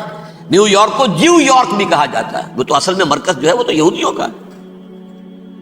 اس حوالے سے وہاں پر جو کرسچن زائنسٹ کہلاتے ہیں وہ اسرائیل کے یہودیوں سے بھی بڑھ کر کہیں سپورٹر ہیں۔ بہرحال اس دوسری صلیبی جنگ کا معاملہ جو میں کہہ رہا تھا، ٹرمپٹ نامی رسالہ، اس کا ایک مضمون ہے دی لاسٹ کروسیڈ۔ اب یہ آخری کروسیڈ ہے جو شروع ہونے والا ہے۔ میں تو حیران ہوں کس قدر کھل کے وہ باتیں کرتے ہیں۔ رومن کیتھولکس کو وہ کہتے ہیں کہ یہ شیطان ہے، یہ پوپ شیطان ہے، یہ یورپ کو اس نے جمع کیا ہے کرسچینٹی کی بنیاد پر، اور اس میں زیادہ تر کیتھولکس ہیں۔ آپ کو معلوم ہے برطانیہ بڑی مشکل سے شامل ہوا ان کے ساتھ، اس لیے کہ وہ پروٹیسٹنٹ کا سردار تھا، ابھی پوری طرح نہیں ہے۔ یورپ جو ہے وہ رومن امپائر دوبارہ یہ کھڑی کر رہا ہے، اور در حقیقت یہ جو ہے یہودیوں سے بھی چھیننا چاہتے ہیں اسرائیل کو اور فلسطین کو اور مسلمانوں سے بھی، اور یہ وہی کروسیڈ جو تھے اربن ثانی کے، اس کی تیاری کر رہے ہیں تاکہ وہاں پر عیسائی حکومت قائم ہو جائے، کیتھولکس کی، پوپ کی حکومت قائم ہو جائے، جیسے ایسٹ تیمور میں کر دی ہے۔ ایسٹ تیمور میں کون سی حکومت بنی ہے؟ رومن کیتھولک، رومن کیتھولک اسرائیل میں بنے، تاکہ یہ سارے مقامات مقدسہ جہاں اسرائیل پیدا ہوئے، بیت حضرت مسیح پیدا ہوا، بیت الحم کہاں ہے؟ وہی ہے کہ نہیں؟ جہاں سے ریزریکشن ہوا ان کے خیال میں وہ کہاں ہے؟ وہیں پر ہے کہ نہیں؟ بڑے بڑے گرجے ان کے وہی ہیں۔ اس اعتبار سے ان کا کہنا یہ ہے یہ لاسٹ کروسیڈ کی تیاری ہو رہی ہے، یہ کیفور، اور ان کا کہنا یہ ہے کہ یہ پوری طاقت نیٹو کی جو ہے، یہ پہلے جرمنی سے لائی گئی بوسنیا، انہوں نے خود وہاں جنگ کروائی، انہوں نے خود وہاں پر ایتھنک کلینسنگ کروائی، پھر خود مصالحت کے لیے آ گئے، پھر کوسوو میں انہوں نے خود آگ بھڑکائی۔ یہ میں نہیں کہہ رہا، یہ وہ ٹرمپٹ رسالہ امریکہ سے چھپنے والا پروٹیسٹنٹس کا رسالہ ہے جو یہ کہہ رہا ہے۔ پھر انہیں کوسوو کے اندر کروایا اور پھر وہ وہاں پر پیس فورس کی حیثیت سے آ گئے.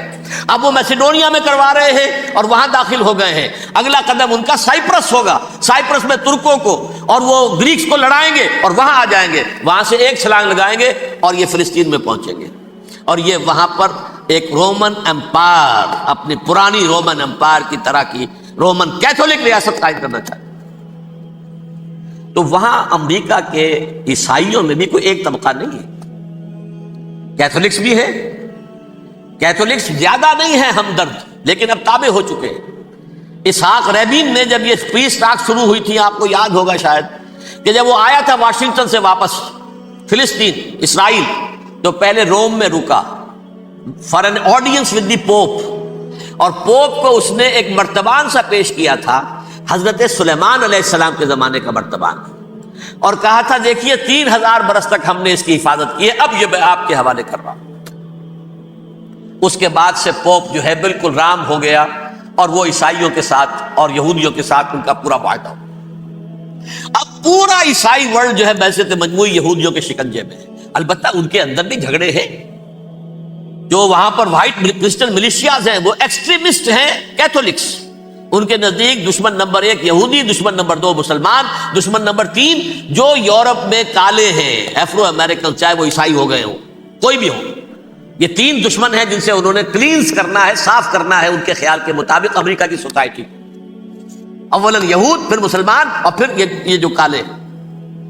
لیکن دوسری طرف پروٹیسٹنٹس کے اندر ایکسٹریمسٹ وہ ہیں جنہیں کہا جا رہا ہے یہ کرسچین زائنسٹ ہیں، یہ اسرائیل کے اسرائیل سے بڑھ کر سپورٹرز ہیں. بہرحال یہ اب جنگ ہوگی، اس کا نتیجہ کیا نکلے گا یہ تو اللہ ہی جانتا ہے. اب میں آخری بات کی طرف آ رہا ہوں.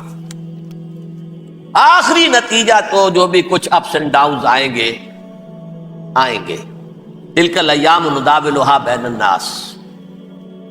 آخری نتیجہ ڈراپ سین وہ یہ ہوگا کہ اللہ کے دین کا بول بالا ہوگا اور پوری دنیا پر محمد کے لائے ہوئے دین صلی اللہ علیہ وسلم کی حکومت قائم. وہ گویا قیامت کی تمہید ہوگی، اس کے بعد بس قیامت آئے گی. کیونکہ مقصد کائنات، تخلیق کائنات پورا ہو جائے گا. پوری مخلوقات کے اندر مقصد تخلیق، کلائمیکس آف کریشن محمد الرسول اللہ صلی اللہ علیہ وسلم. دین کی تکمیل محمد الرسول اللہ صلی اللہ علیہ وسلم. اور اس خلافت عرضی کے لیے جو حضرت آدم کو خلافت دی گئی تھی، جب اس میں وہ خلافت پوری دنیا پر قائم ہو جائے گی، اس کا مقصد پورا ہو جائے گا. And that will be the beginning of the end. اس کے بعد قیامت ہے. آخری نتیجہ تو یہ نکلنا ہے. اس سے پہلے سزائیں ہمیں بھی مل رہی ہیں. اور یہاں میں کانٹے کی بات جو چھوڑ گیا تھا اس کو بیان کر دوں.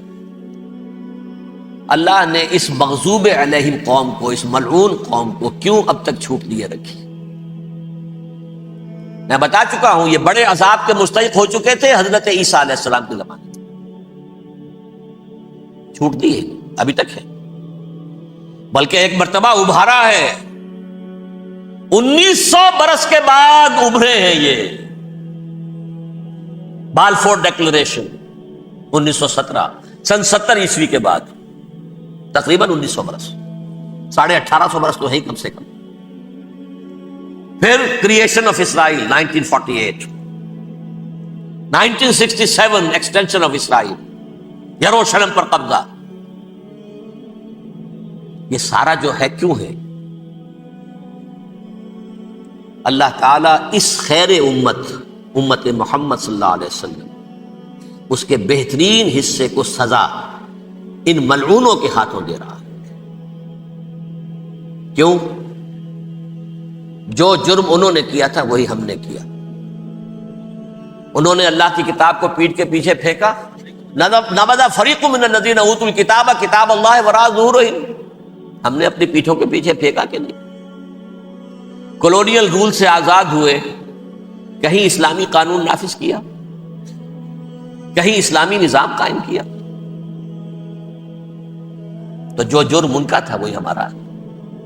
اور ہم خیر امت ہیں، اور ہمارے میں سے خیر ترین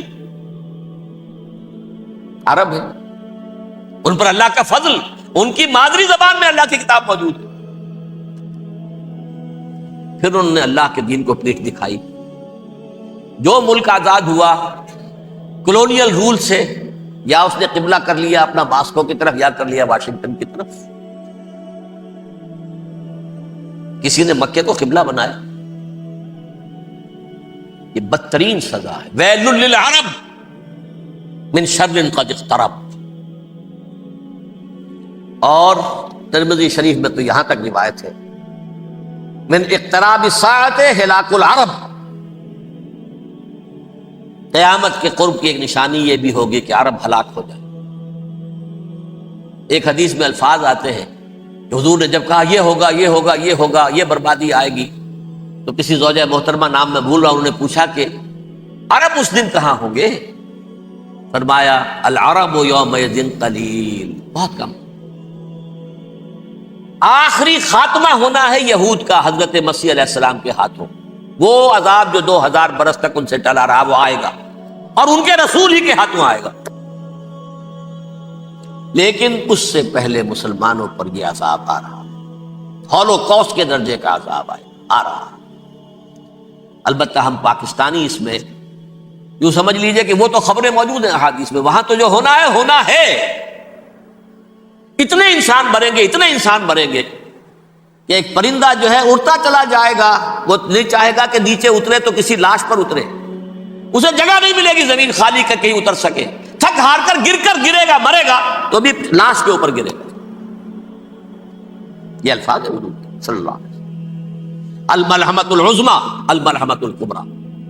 یہ لاسٹ کروسیڈ ٹرمپٹ اخبار نے، میں اس کا فوٹو اسٹیٹ بھی کبھی آپ کو دکھا دوں، ویسے میرے ساتھ ہے وہ رسالہ ٹرمپٹ. دی لاسٹ کروسیڈ اس کی تیاری ہو رہی ہے. وہ الملحمۃ العظمی اور ملحمۃ الکبریٰ جو ہے وہ آنے والی ہے. ابن ماجہ میں کبریٰ کہا ہے، اکبر کا مؤنث کبریٰ. ملحمہ کبریٰ سب سے بڑی جنگ، اور ملحمہ عظمی سب سے عظیم جنگ. یہ ہوگی اور بہت جلد. اب آخری بات یہ عرض کر رہا ہوں، کریں کیا؟ کچھ کریں بھی کہ نہیں؟ پہلا کام تو یہ ہے کہ اصل زندگی آخرت کی زندگی ہے. دنیا میں تباہی بربادی آ بھی جائے، آخرت بچ جائے. پہلا کام یہ ہے کہ ہر شخص توبہ کرے، لیکن توبہ توبۃ نصوح، توبہ کی تسبیح نہیں. آیہ کریمہ کا ختم نہیں، لاکھ مرتبہ لا الہ الا انت سبحانک انی کنت، اس سے کچھ نہیں. توبہ یہ ہے اپنی معاش کے اندر جھانکیے، اپنی معاشرت میں جھانکیے. جہاں جہاں اسلام کے خلاف کچھ نظر آئے پھینک دیجیے، نکال کر کاٹ دیجیے. بے پردگی ہے نکالیے. آپ کی کمائی میں کوئی حرام کا عنصر ہے ختم کیجیے، توبہ کیجیے. ابھی کیجیے عملی توبہ. فرائض کی ادائیگی میں کوتاہی ہو رہی ہے، ابھی شروع کیجیے. اللہ کے دین کے غلبے کے لیے جد و جہد. ان صلاتی و نسکی و محیایا و مماتی للہ رب العالمین لا شریک لہ وبذالک امرت وانا اول المسلمین. بڑی ہے. اگر میرے اور آپ کے کیے کچھ نہ ہوا تب بھی کم سے کم میری اور آپ کی آخرت تو بچ جائے گی، عاقبت تو بن جائے گی. اخروی عذاب، سب سے بڑا عذاب، دائمی عذاب، اس سے ہم بچ جائیں. دوسرا کام ہے اجتماعی توبہ. اجتماعی توبہ کیسے ہوگی؟ یہ سلطنت خداداد پاکستان جو اللہ نے عطا کی تھی، اس میں اسلام کا نظام قائم اور اسلام کی شریعت نافذ. اس کے لیے جد و جہد تن من دھن کے ساتھ لگ جاتا. منظم جماعت بنا کر، اول تو تمام جماعتیں ایک متحدہ محاذ بنائیں اور آ جائیں میدان کے اندر. وہ صرف طالبان کی حمایت نہیں، اس ملک میں اللہ کے دین کو قائم کرنے کے لیے مثبت مقصد سامنے رکھے. بہرحال اس کے لیے کوششیں تو جتنی بھی ہو سکتی ہیں ہو رہی ہیں. میں کتنے عرصے سے یہ کہہ رہا ہوں، کاش کہ یہ دینی جماعتیں ساری کی ساری یہ پاور پالیٹکس سے پسپائی اختیار کر کے اور ایک مطالباتی تحریک، ایک مظاہراتی تحریک، ایک pressure movement, pressure group, resistance movement, دین کو نافذ کرو، حرام کی حرمت کو نافذ کرو، قائم کرو دین کو. اس کے لیے میدان میں آ جائیں. ویسے میرا ایک مضمون چھپا تھا، شاید آپ نے بھی دیکھا ہو، کہ یہ اس جو بھی ہوا ہے حادثہ جو اب افغانستان پر ہونے والا ہے، اس کی وجہ سے جو بہت بڑا شر تھا اس میں سے خیر نکل آیا ہے۔ ہمارے ملک میں پولرائزیشن ہو رہی ہے بالعموم، سیکولر ذہن ایک طرف، مذہبی ذہن ایک طرف۔ نمبر 3، یہ نوٹ کر لیجئے، پاکستان کی ایک ڈیسٹنی ہے، ایک تقدیر ہے، ایک تقدیر مبرم ہے۔ جیسے کبھی علامہ اقبال نے کہا تھا 1930 میں، ہندوستان کے شمال مغرب میں ایک آزاد مسلمان ریاست کا قائم ہونا ڈیسٹنی ہے، تقدیر مبرم ہے، اٹل ہے، ہو کر رہے گا۔ 17 سال پہلے ایک شخص کہہ رہا ہے، گاہ میری نگاہ تیز چیر گئی دل وجود۔ اسی طرح میں کہہ رہا ہوں پاکستان کی ڈیسٹنی ہے۔ آخری مارکا جو ہونا ہے کفر اور اسلام کے مابین، اس میں پاکستان کو کروشل رول پلے کرنا ہے۔ دنیا کو ہے پھر مارکا دینو، روح و بدن پیش، تہذیب نے پھر اپنے درندوں کو ابھارا۔ میرے اس ہینڈبل میں آپ نے دیکھ لیا ہوگا تہذیب کا لفظ اقبال نے کیسا استعمال کیا ہے۔ آج ساری دہائی تہذیب کی دے رہا ہے، بش بھی بلیر بھی، our civilization has been threatened. civilization کیا تمہاری تہذیب ہے؟ ہومو سیکسولیٹی تمہاری تہذیب ہے؟ تمہاری تہذیب یہ ہے کہ بل کلنٹن نے کہا تھا پچھلے سال نیو ایئرز ڈے پر اپنے پیغام میں، ان قریب امریکن قوم کی اکثریت حرامزادوں پر مشتمل ہوگی۔ یہ تہذیب ہے تمہاری۔ born out of any wedlock، بچے بغیر کسی شادی نکاح کے پیدا ہو رہے ہیں، ون پیرنٹ فیملی رہ گئی ہے، بیڑا غرق تمہارا ہو چکا ہے۔ ٹیکنالوجی تمہیں سہارا دے کر کھڑی ہوئی ہے۔ جیسے حضرت سلیمان کی موت واقع ہو گئی تھی، وہ عصا کے بل پر کھڑے تھے۔ تہذیب مر چکی ہے۔ یہ تہذیب، تمہاری تہذیب اپنے خنجر سے آپ ہی خودکشی کرے گی اور کر چکی ہے۔ تہذیب تو مر چکی ہے، فیملی سسٹم برباد ہو چکا ہے۔ وہ تہذیب ہے؟ ہاں، ٹیکنالوجی تمہیں لے کر کھڑی ہے۔ اس ٹیکنالوجی کا لفظ اقبال نے استعمال کیا، مشین۔ دنیا کو ہے پھر مار کا روح و بدن پیش، تہذیب نے پھر اپنے درندوں کو ابھارا۔ اللہ کو پامر دیے مومن پہ بھروسہ، ابلیس کو یورپ کی مشینوں کا سہارا۔